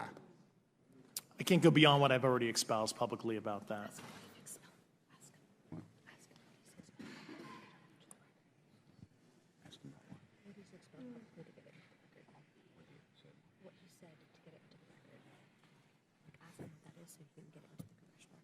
Okay, I've been told to ask you what that what that is and how to get it in the record. What have you stated publicly in your interviews for the congressional record? If you reference my News Nation interview and I talk about a multi-decade, campaign to disenfranchise public interest, basically. Chairman, I've gone. Yeah. Thank I you. apologize, Mr. Chairman. I yield back negative 21 seconds. Thank you. Ms. Ocasio-Cortez. Thank you, Mr. Chairman, and thank you to our witnesses for coming here today. I do concur with the ranking member as well as several other members here on this committee that this is a committee for whistleblowers and for the protection of whistleblowers as well. So we understand what you're putting on the table here and what you're putting on the line here, and we thank you for that. Mr. Grush, you sat on the Unidentified Anomalous Phenomenon Task Force created in the 2020 NDAA, correct? Yes. There have been some things that have been mentioned here during this hearing that I wanted to pick up on. Mr. Graves, you mentioned specifically during the answers to one of your questions, you named Boeing contractors being engaged in an incident regarding this red cube about a football field wide. I was wondering if you could speak a little bit about the interaction, or Mr. Grush, either of you, the interactions between defense contractor companies and any UAP-related programs or activities. So I'll just say that the information about the contractor themselves were provided by a witness, and I have no particular detail in that relationship. Mr. Grush? The kind of general unclassed wave tops, certainly the contractors, are the metal benders, so to speak. They're the ones actually doing specific performance on government contracts. Are they required to issue any disclosure regarding UAP sightings, or do they engage in any reporting around this? In terms of the contractors? Yes. Not that I'm aware of. They do not. Okay. Now, when it comes to notification that you had mentioned about IRAD programs, we have seen defense contractors abuse their contracts before through this committee. I have seen it personally, and I have also seen the notification requirements to Congress abused. I am wondering, one of the loopholes that we see in the law is that there is, at least from my vantage point, is that depending on what we're seeing, is that there are no actual definitions or requirements for notification. What methods of notification did you observe? Like when they say they notified Congress, how did they do that? Do you have insight into that? For certain IRAD activities, I can only think of ones conventional in nature. Sometimes they flow through certain, I'll just say, SAP programs that have cognizant authority over the Air Force or something, and those are congressionally reported compartments, but IRAD is literally internal to the contractor, so as long as it's money, either profits, private investment, et cetera, they can do whatever they want. To put a finer point on it, when there is a requirement for any agency or company to notify Congress, do they contact the chairman of a committee? Do they get them on the phone specifically? Is this through an email to hypothetically a dead email box? A lot of it comes through what they call the PPR, Periodic Program Review process, if it's a SAP or Controlled Access Program Equity, and then those go to the specific committees, whether it be the SAS, CASC, HISI. Thank you. I apologize. My time is limited. Mr. Graves, one of your main concerns is that the FAA currently does not have an official process to receive reports of UAP from pilots or others, correct? Correct. And in your experience, what data should the Aero program prioritize for potential collection? We have, location, date, time, but are there other specific characteristics that should be included in these reports? Certainly. I think that there's two categories that would be important. One would be kinematics and understanding the specifics of how the vehicle or objects are moving. And the second would be a more zoomed out approach of being able to look at origin and destination before the incident, as well as getting a better contextual understanding of how these objects are interacting with each other. Thank you. Now, because I only have a minute left, I apologize, we only have 5 minutes today, but for the record, if you were me, where would you look? Titles, programs, departments, regions, if you could just name anything. And I put that as an open question to the three of you. I'd be happy to give you that in a closed environment. I can tell you specifically. Thank you. Commander Fravor? And I would say, and I've told people that you have to know where to look. They're not going to divulge it to you because of the classification levels. But if you know where to look and who to talk to, which is exactly what Mr. Grush can point you, then you have them. Okay. Mr. Graves? I was an operator, so I was depending on folks like Mr. Grosh to do that homework. Okay. Thank you very much. I yield back to the chair. Mr. Biggs? Thanks, Mr. Chairman. I thank the witnesses for being here today. I'm over here. Thank you so much for being here. I want to get into specifics here, and the reason I'm going to go this way is because you've talked a bit about what I would call misdirection by official U.S. government with regard to UAPs, right? And so I'm going to get to that in a second. But last week, White House NSC spokesman John Kirby stated that UAPs are having an impact on our training ranges and need to be treated as a legitimate issue. Do you concur with his statements? That's for each of you. Yes. Yes. Yes. Okay. Now, having said that, I'm going to take you to specific instances around the Phoenix Valley, because that's where I live. And in '97, we had the famous Phoenix Light case. I don't know if any of you are familiar with that. There were two things that went along with that, and the explanation was military training range off Luke and the Barry Goldwater Range. Do you know anything different other than the official explanation of those lights? Only what's in the public vernacular about it. That was outside the scope of my duties. And if we wanted to, just my question along with my colleague from New York, Ms. Ocasio-Cortez, if we wanted to find out more about that, where would we go to find the files, and who would we address? And are you going to tell me we need to go to a SCIF so you can tell us in a SCIF? I could potentially give you a vector on that. That specific case, I'm familiar with it in terms of public, but I give you a vector in a closed environment, yeah. That would be good, thank you. So if it's true that UAPs are having an impact on training ranges, and this administration considers it to be a legitimate issue, what steps can Congress take to address training range impacts? And I say that having two very large training ranges in my state. And so we'll start with Mr. Graves and going down the panel. Some of the initial procedures have been implemented, such as within the United States Navy, that have a range failure report that gathers information from pilots. I understand that a service-wide reporting mechanism is still pending. However, that would be a great next step, not only for gathering information, but for showing the troops that it is an acceptable topic and reducing the stigma. Okay, please, all of you continue. Yeah, as a recipient of a lot of those training range reports, sometimes we only get contextual kind of oral reporting. It'd be nice if they attached all sensor data and there's a system in place that can handle multiple classifications of data. And that's an issue with the F-35, right? That jet was never built to be an ISR platform. And it's a pain in the, we'll just say, butt to get that data off. So, yeah. Great. Thank you. Yeah, I would agree with the previous two. Being a user of those training ranges, that the data has to be out there. You have to acknowledge that you're seeing them, and then you have to collect the data. Right now, you get the report, someone says, I saw something, but no one collects the radar data to back it up and do research. Okay.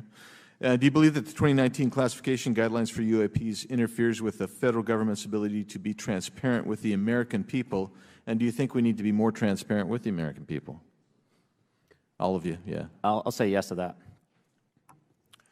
Yeah, I'm familiar with at least the UAP Task Force 2019 Security Classification Guide. I think it's fair. I did actually help author that with the you got a bias that way then. But I will say, I'll call it a lazy attitude about declassifying videos. I mean, I've seen some of the videos of the recent shoot down, and I saw no reason that couldn't have been released as long as they mask some data. The American people deserve to see that imagery and full motion video.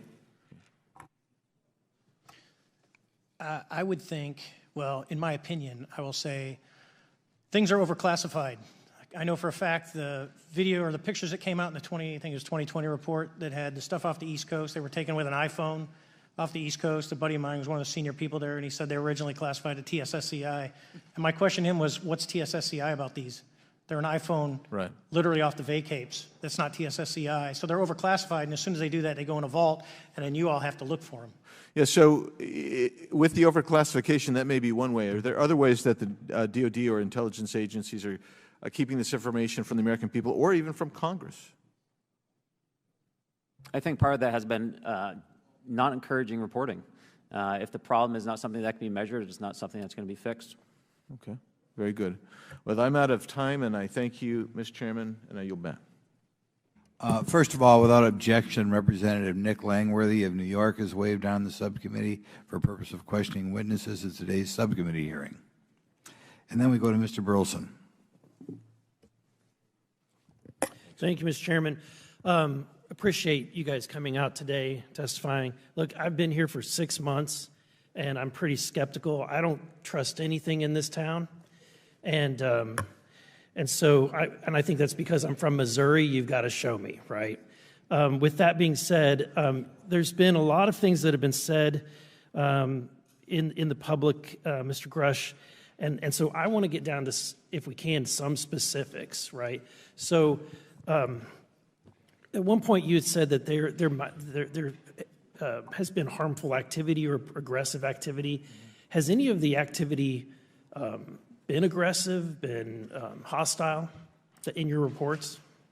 I know of multiple colleagues of mine that got physically injured, and the activity. And I got by UAPs or by people within the federal government? Both. Okay, so there has been activity by alien or non-human technology and or beings that has caused harm to humans. I can't get into the specifics in an open environment, but at least the activity that I personally witnessed, and I have to be very careful here because they tell you never to acknowledge tradecraft, right? So what I personally witnessed, myself and my wife, was very disturbing. Okay. One of my constituents actually sent this next question, and I figured I'd ask it since I had the same thought. You've said that the U.S. has intact spacecraft. You said that the government has alien bodies or alien species. Have you seen the spacecraft? I have to be careful to describe what I've seen firsthand and not in this environment, but I could answer that question behind closed doors. Yeah. And have you seen any of the bodies? That's something I've not witnessed myself. Okay, and so with that being said, the other statement that has been made that was intriguing to me it's intriguing because my view has been that we are billions of light years away from any other system. And the concept that an alien species that's technologically advanced enough to travel billions of light years gets here and somehow is incompetent enough to not survive Earth or crashes is something that I find a little bit far-fetched. And with that being said, you have mentioned that there's interdimensional potential. Could you expound on that? Yeah, to answer your first question, and I'm here as a fact witness and expert, but I will give you a theoretical framework, at least to work off, to kind of espouse crashes, regardless of your level of sentience, right? Planes crash, cars crash, n number of sorties, however high, a small percentage are going to end in mission failure, if you will, as we say in the Air Force.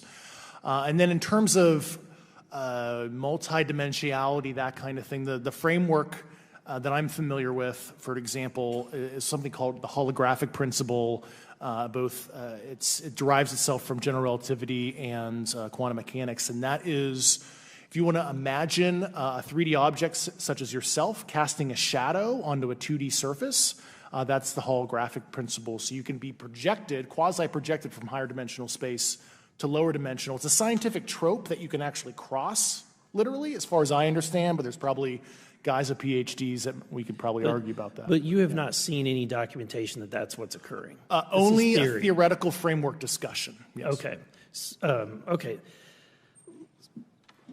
Occam's razor is that these aircraft, have they been identified that they are being produced by by domestic, military and contractors?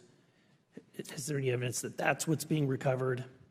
Not to my knowledge, plus the recoveries predate a lot of our advanced programs that I previously am witting of. So, would it be safe to say that there could be a scenario today where you have an aircraft that crashes and because it's been involved in one program from one federal agency, and but the agency that retrieves it is not aware of that program, and to them it appears alien in origin?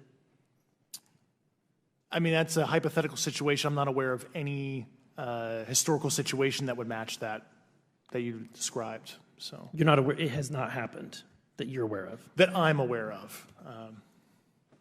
Thank you, Mr. Chairman. I yield back.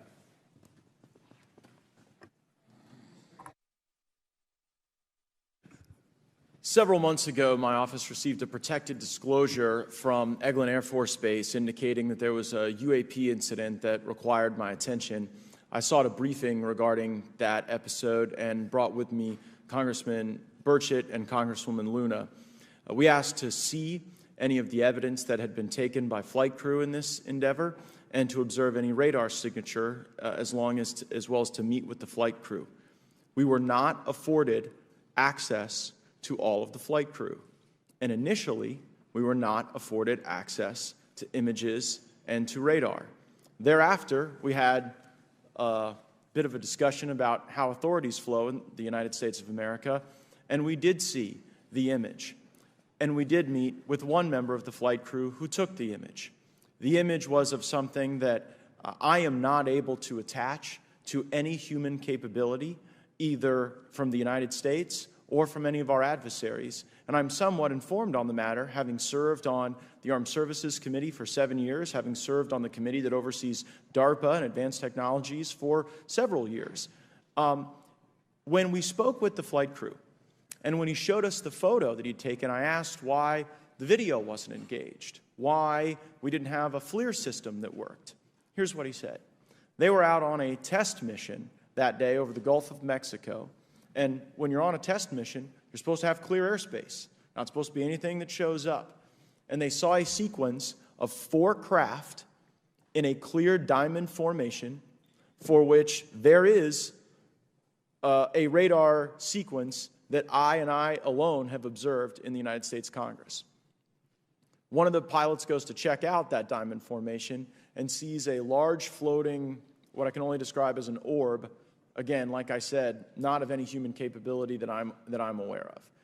And when he approached, he said that his radar went down, he said that his FLIR system malfunctioned, and that he had to manually take this image from one of the lenses, and it was not automated in collection, as you would typically see in a test mission. So I guess I'll start with Commander Fravor.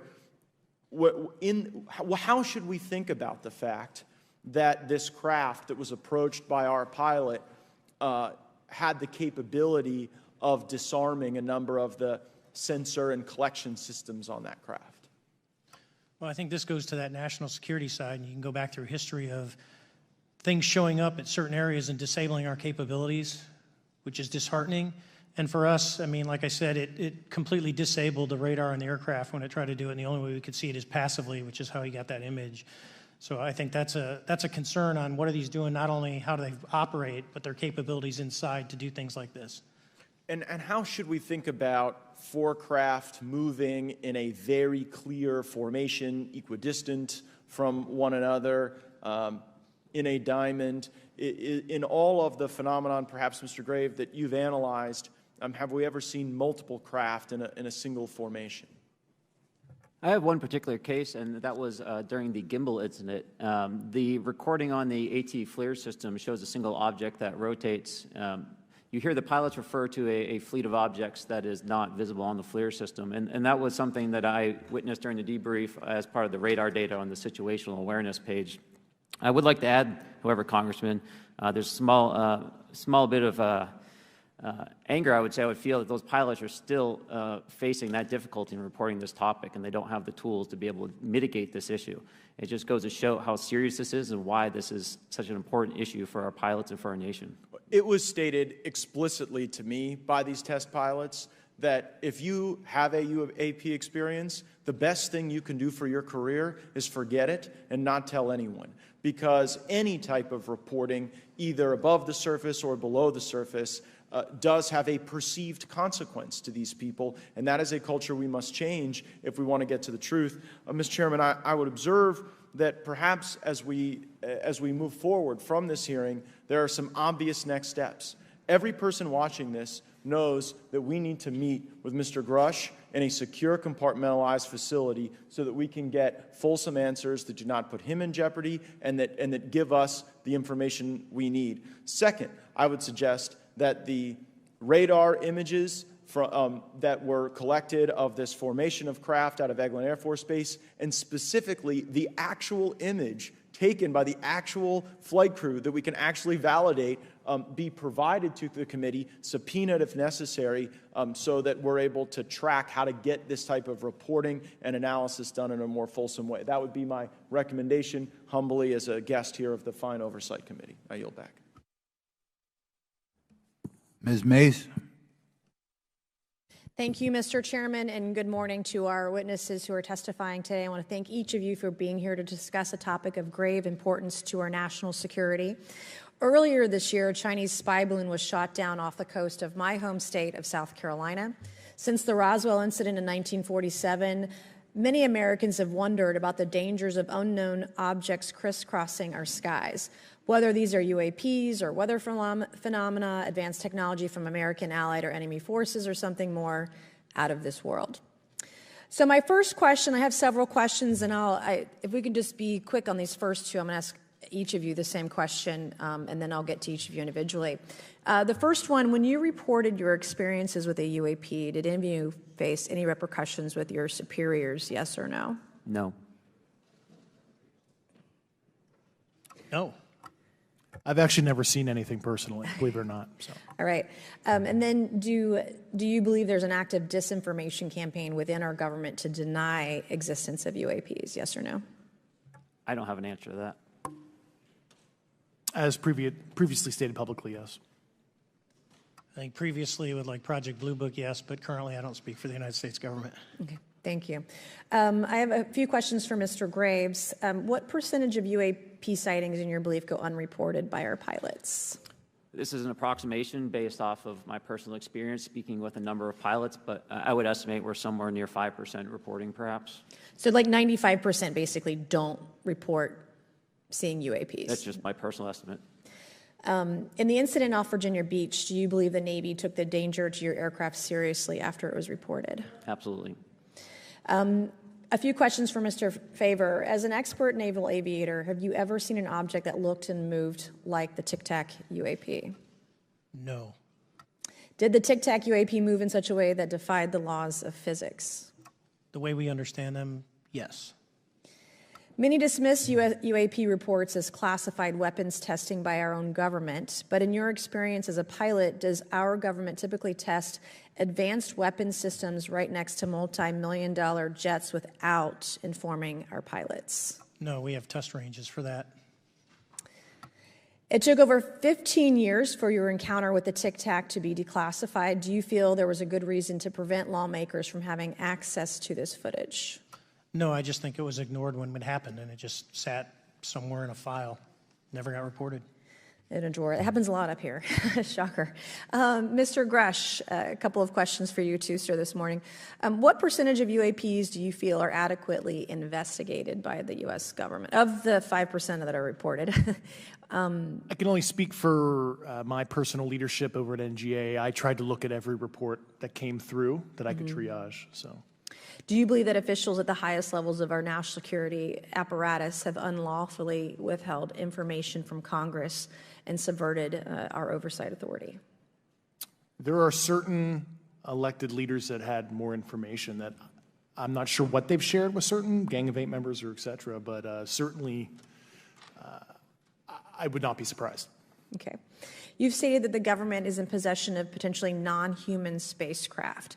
Based on your experience and extensive conversations with experts, do you believe our government has made contact with intelligent extraterrestrials? Something I can't discuss in public setting. Okay, I can't ask when you think this occurred. If you believe we have crashed craft, stated earlier, do we have the bodies of the pilots who piloted this craft? As I've stated publicly already in my News Nation interview, biologics came with some of these recoveries. Yeah. Were they, I guess, human or non-human biologics? Non-human, and that was the assessment of people with direct knowledge on the program I talked to that are currently still on the program. And was this documentary evidence, this video, photos, eyewitness? Like, how would that be determined? The specific documentation I would have to talk to you in a skiff about. Gotcha. Yeah. Okay. So, and you may or may not be able to answer my last question, and maybe we get into a skiff at the next hearing that we have, but who in the government, either what agency, sub-agency, what contractors, who should be called into the next hearing about UAPs, either in a public setting or even in a private setting? And you probably can't name names, but what agencies or organizations, contractors, et cetera, do we need to call in to get these questions answered, whether it's about funding, what programs are happening, and what's out there?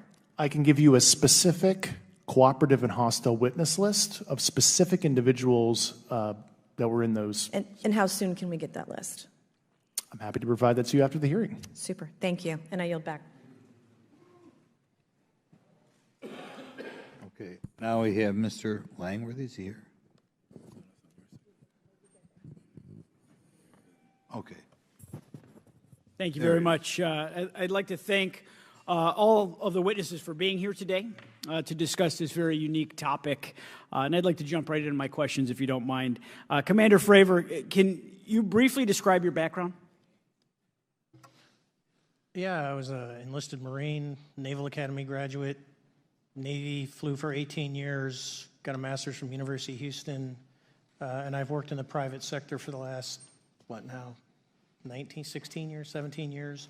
I do a lot of defense work. So. Really gold-plated credentials. Commander Fravor, we have all seen the floating Tic Tac video that you engaged with on November 14th, 2004. Can you briefly talk about why you were off the coast of San Diego that day? Yeah, we were at a workup with all the battle groups, so we integrate the ships with the carrier, the air wing with the carrier, and we start working. So we were doing an air-to-air defense to hone not only our skills, but those of the USS Princeton when they had been tracking them for 2 weeks. The problem was that there was never manned aircraft airborne when they were tracking them, and this was the first day, and unfortunately, we were the ones airborne and went and saw it. Do you remember the weather that day? Was it cloudy or windy or anything out of the ordinary on the Pacific coast? It was actually, if you're familiar with San Diego, it was a perfect day, light winds, no white caps, clear skies, not a cloud. It was, for flying, it was the best. Now, is it true that you saw, in your words, a 40-foot flying Tic Tac shaped object? That's correct. Or for some people that can't know what a Tic Tac is, it's a giant flying propane tank. Fair enough. Did this object come up on radar or interfere with your radar or the USS Princeton? The Princeton tracked it, the Nimitz tracked it, the E-2 tracked it. We never saw it on our radars. Our fire control radars never picked it up. The other airplane that took the video did get it on a radar. As soon as it tried to lock it, it jammed the radar, spit the lock, and he rapidly switched over to the targeting pod, which you can do in the F-18. From what you saw that day and what you've seen on video, did you see any source of propulsion from the flying object, including on any potential thermal scans from your aircraft? No, there's none. There's no IR plume coming out. And Chad, who took the video, went through all the EO, which is black and white TV, and the IR modes, and there's no visible signs of propulsion. It's just sitting in space at 20,000 feet. In your career, have you ever seen a propulsion system that creates no thermal exhaust? No. Can you describe how the aircraft maneuvered? Abruptly, very determinate. It knew exactly what it was doing. It was aware of our presence, and it had acceleration rates. I mean, it went from 0 to matching our speed in no time at all. Now, if the fastest plane on Earth was trying to do these maneuvers that you saw, would it be capable of doing that? No, not even close. And just to confirm, this object had no wings, correct? No wings. Now, was the aircraft that you were flying, was it armed? No, never felt threatened at all. If the aircraft was armed, do you believe that your aircraft or any aircraft in possession of the United States could have shot the Tic Tac down? I'd say no. Just on the performance, it would have just left in a split second. It looks like that we have a problem here that needs further investigation. Yes. In your belief, is this flying Tic Tac, I mean, is it capable of being the product of any other nation on the earth? No, like I said earlier, I think it defies current material science and the ability to develop that much propulsion. And I know there's been some physicists have done calculations, which is beyond anything that we have. Well, either the United States has an adversary here in this world that we don't know, or we really have some serious investigations to do. I really appreciate you being here. Is there anything else about the November 14th, 2004 incident that you think is important for this committee to know that you haven't been asked here today? No, it's been said it's probably the most credible UFO sighting in history based on all the sensors that were tracking it, and then for us to get visual and to go against the naysayers that it's something on the screen or whatever. I mean, there's 4 sets of human eyeballs. We're all very credible. Of the 6 of us that were involved in the thing, including the video, every one of us is going to do 20-plus years in the military in very responsible positions. So I'd say the world needs to know that. It's not a joke. Thank you very much for your testimony here today for all of you, and I yield back, Mr. Chairman. Mr. Ogles. Thank you, Mr. Chairman, and thank you all for being here and the courage it took to come forward and again, the sacrifice that each of you have made. I serve on the National Security Subcommittee for the Financial Services Committee, so I really want to stay in the national security lane, if I may. So when we think about traditional adversaries and both us towards them and them towards us, we probe their capabilities. We look for weaknesses, and we collect that data, that reconnaissance for in the event we need it in the future. For each of you, yes or no question, based off of your own experience or the data that you've been privy to, is there any indication that these UAPs could be essentially collecting reconnaissance information? Mr. Graves? Yes. Mr. Grush? Fair assessment, yeah. Mr. Fravor? Very possible. Again, in the national security vein, is it possible that these UAPs would be probing our capabilities? Yes or no, Mr. Graves? Yes. Grush? Yes. Fravor? Definitely. Is it possible that these UAPs are testing for vulnerabilities in our current systems? Yes. Yes. Possible. Do you feel, based off of your experience and the information that you've been privy to, that these UAPs provide an existential threat to the national security of the United States? Mr. Graves? Potentially. Yes, sir, potentially. Same answer, potentially. Yeah, I'd say Fravor. definitely, potentially. Mr. Graves and Fravor, in the event that your encounters had become hostile, would you have had the capability to defend yourself, your crew, your aircraft? Absolutely not. Sir? No. Is based off of the information that you've been privy to, is there any indication that these UAPs are interested in our nuclear technology and capabilities? Yes. By external observation, sure, that could be a fair assessment, yeah. Yes. Is there any indication that the Department of Energy is involved in UAP data collection and housing? I don't have an answer. I can't confirm or deny that in a public setting. And could you do it in a secure setting? Yes. Mr. Fravor? No, I don't know. Mr. Chairman, I think I'm the last member to go, but there clearly is a threat to the national security of the United States of America. As members of Congress, we have a responsibility to maintain oversight and be aware of these activities so that, if appropriate, we take action. I would encourage the chairman to demand that we have any and all, but in particular Mr. Grush, talk to us in a skiff.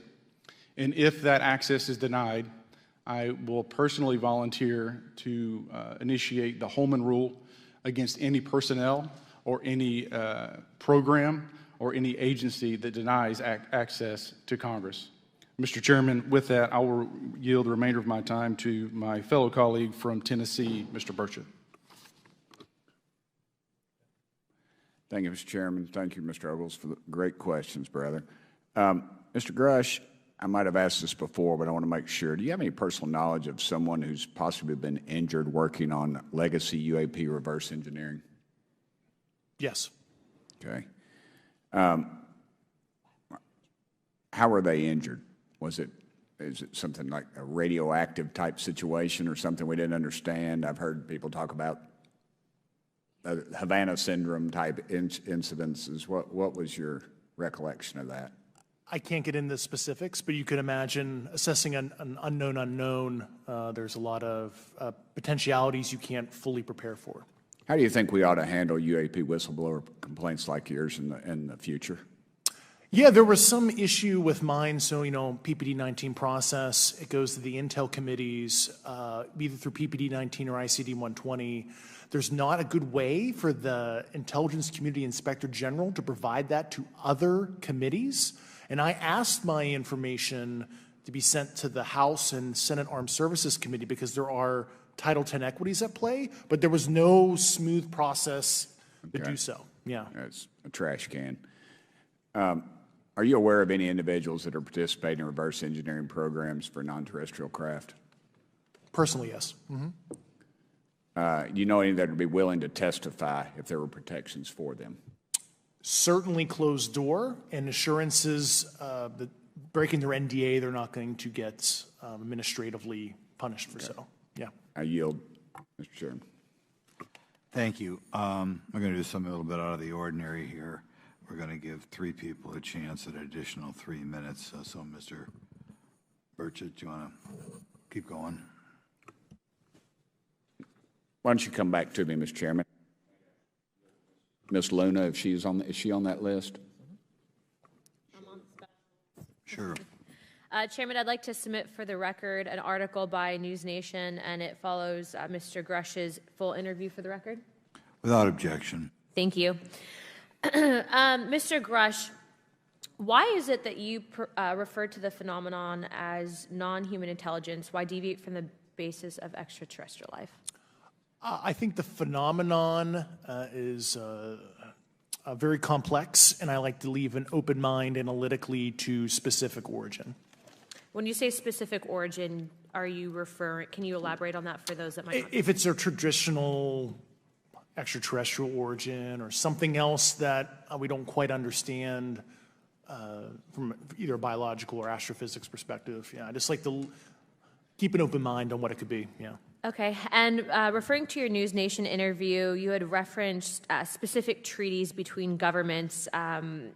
Article 3 of the Nuclear Arms Treaty with Russia identifies UAPs. It specifically mentions them.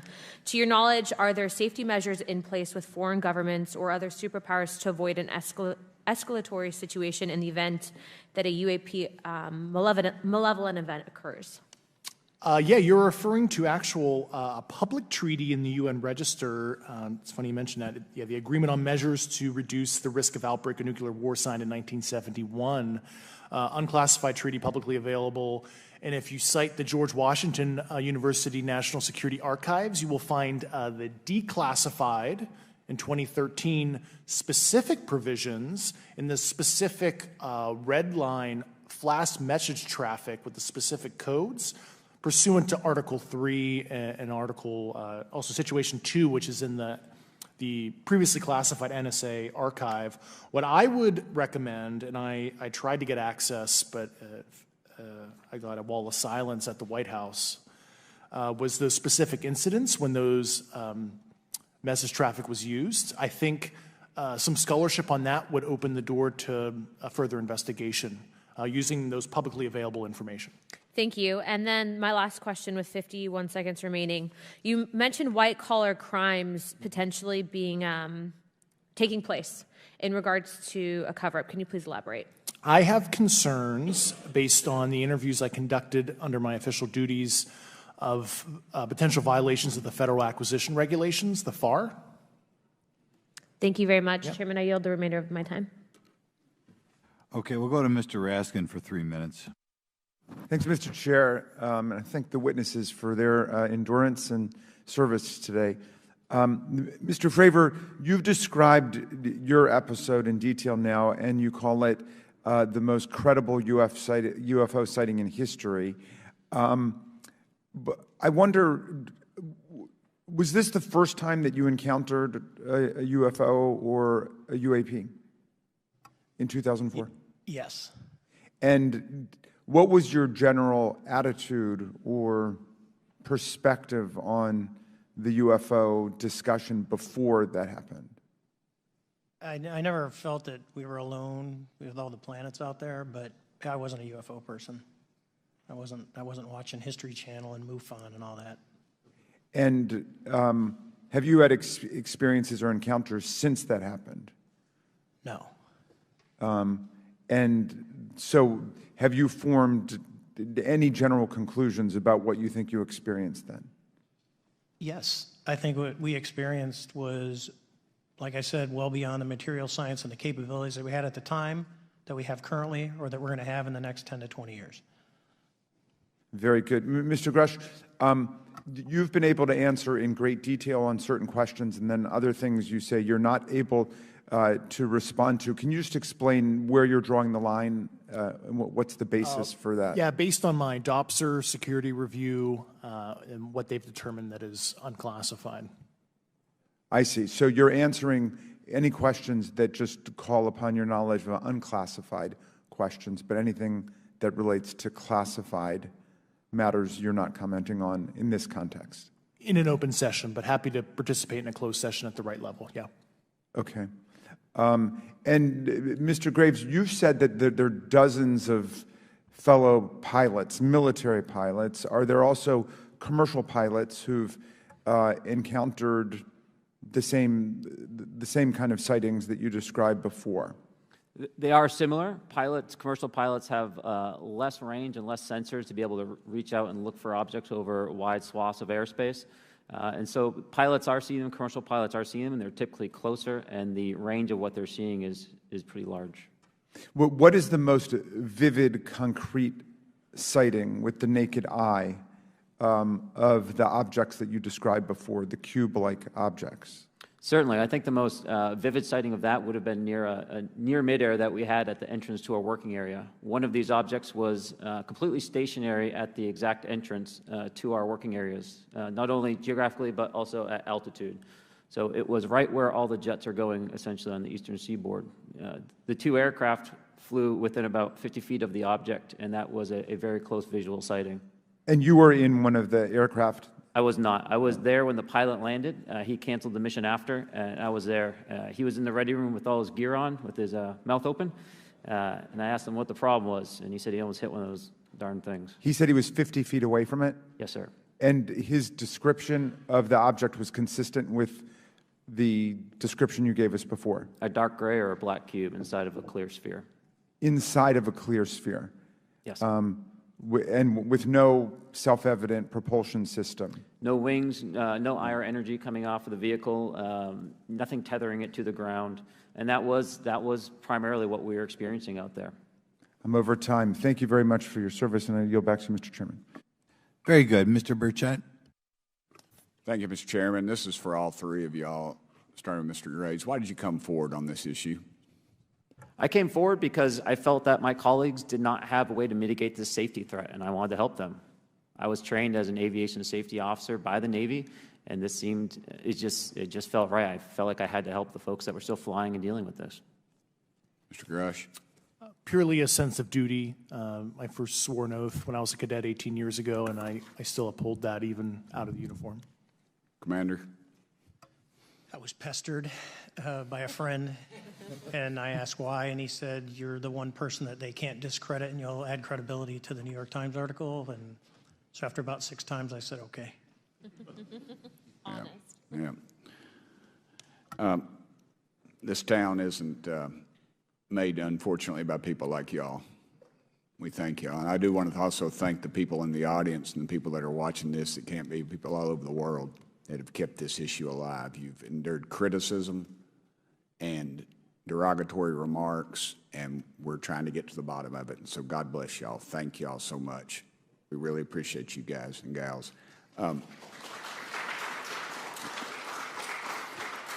That's why we need term limits. Y'all keep clapping, us politicians just keep talking. So let me ask y'all, how can the public contribute to UAP reporting, and what avenues you think are available to the public to report these sightings? Well, right now, I don't think there is a lot of public options for every man to be able to report on this. I think even for professionals that have sensor data that are seeing these on a regular basis, they're still hesitant to come forward. And so for the general public, I think encouraging the conversations that we're having today, looking for technology solutions that can be distributed so that objective data can be gathered is the first place to go. Mr. Grush? I'll just touch on the whistleblower side of it. I do encourage, current and former military, intelligence community, and industry contractors to come forward in a legal way, either through the IC or DoD or whatever the cognizant IGs are, to lead, join me in this discussion. Commander, and I guess I should say this for the record. My daddy was United States Marine Corps, 1st Marine Division. So, hoorah! Yes, sir. He was old school. Him and Chesty Puller on Peleliu. So, thank you, wow. brother. Wow. Yes, sir. I'm not anything like my daddy. He was incredible. I'm very mediocre, to say the least. But go ahead. You seem to be doing fine. Yeah. For me, I was an accident investigator, so the biggest thing that you learn, and I think that witnesses need to do is, one, don't try and make the fish bigger than it was. Stick to the facts.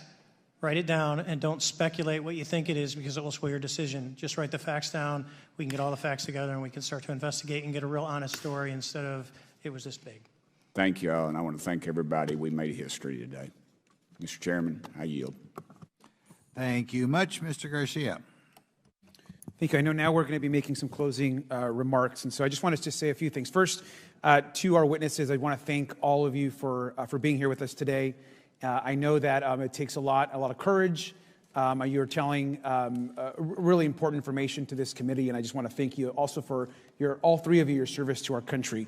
I also want to just note that today's hearing was both important but also serious, and I want to thank our subcommittee chairman, Mr. Grothman, I think, for running a very fair and substantive hearing.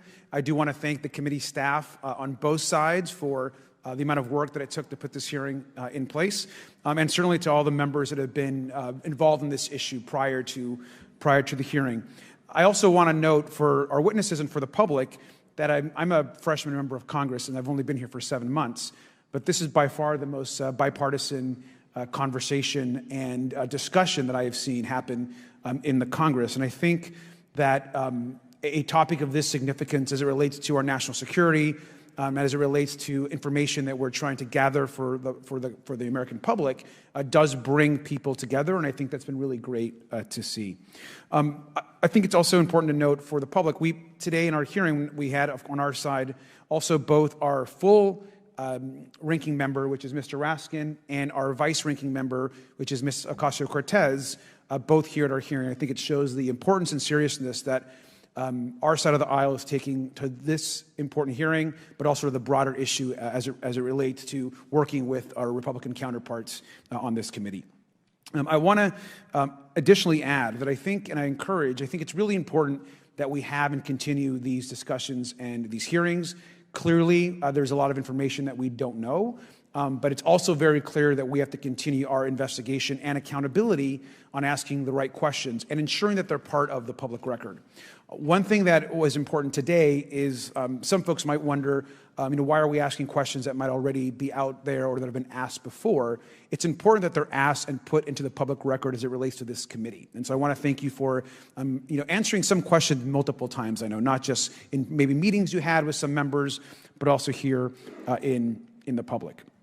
Let me also just add an additional note that it's important also that our friends in the media and those that are not just reporting on this hearing, but that have reported on this topic and that may in the future, the media has an important role in this process. And it's very important that the media engages, does independent investigation, and reports on not just what happened today, but what they see independently as what is happening around UAPs in the broader community. That is also an important public benefit that we have in trying to get the information and the facts as it relates to this.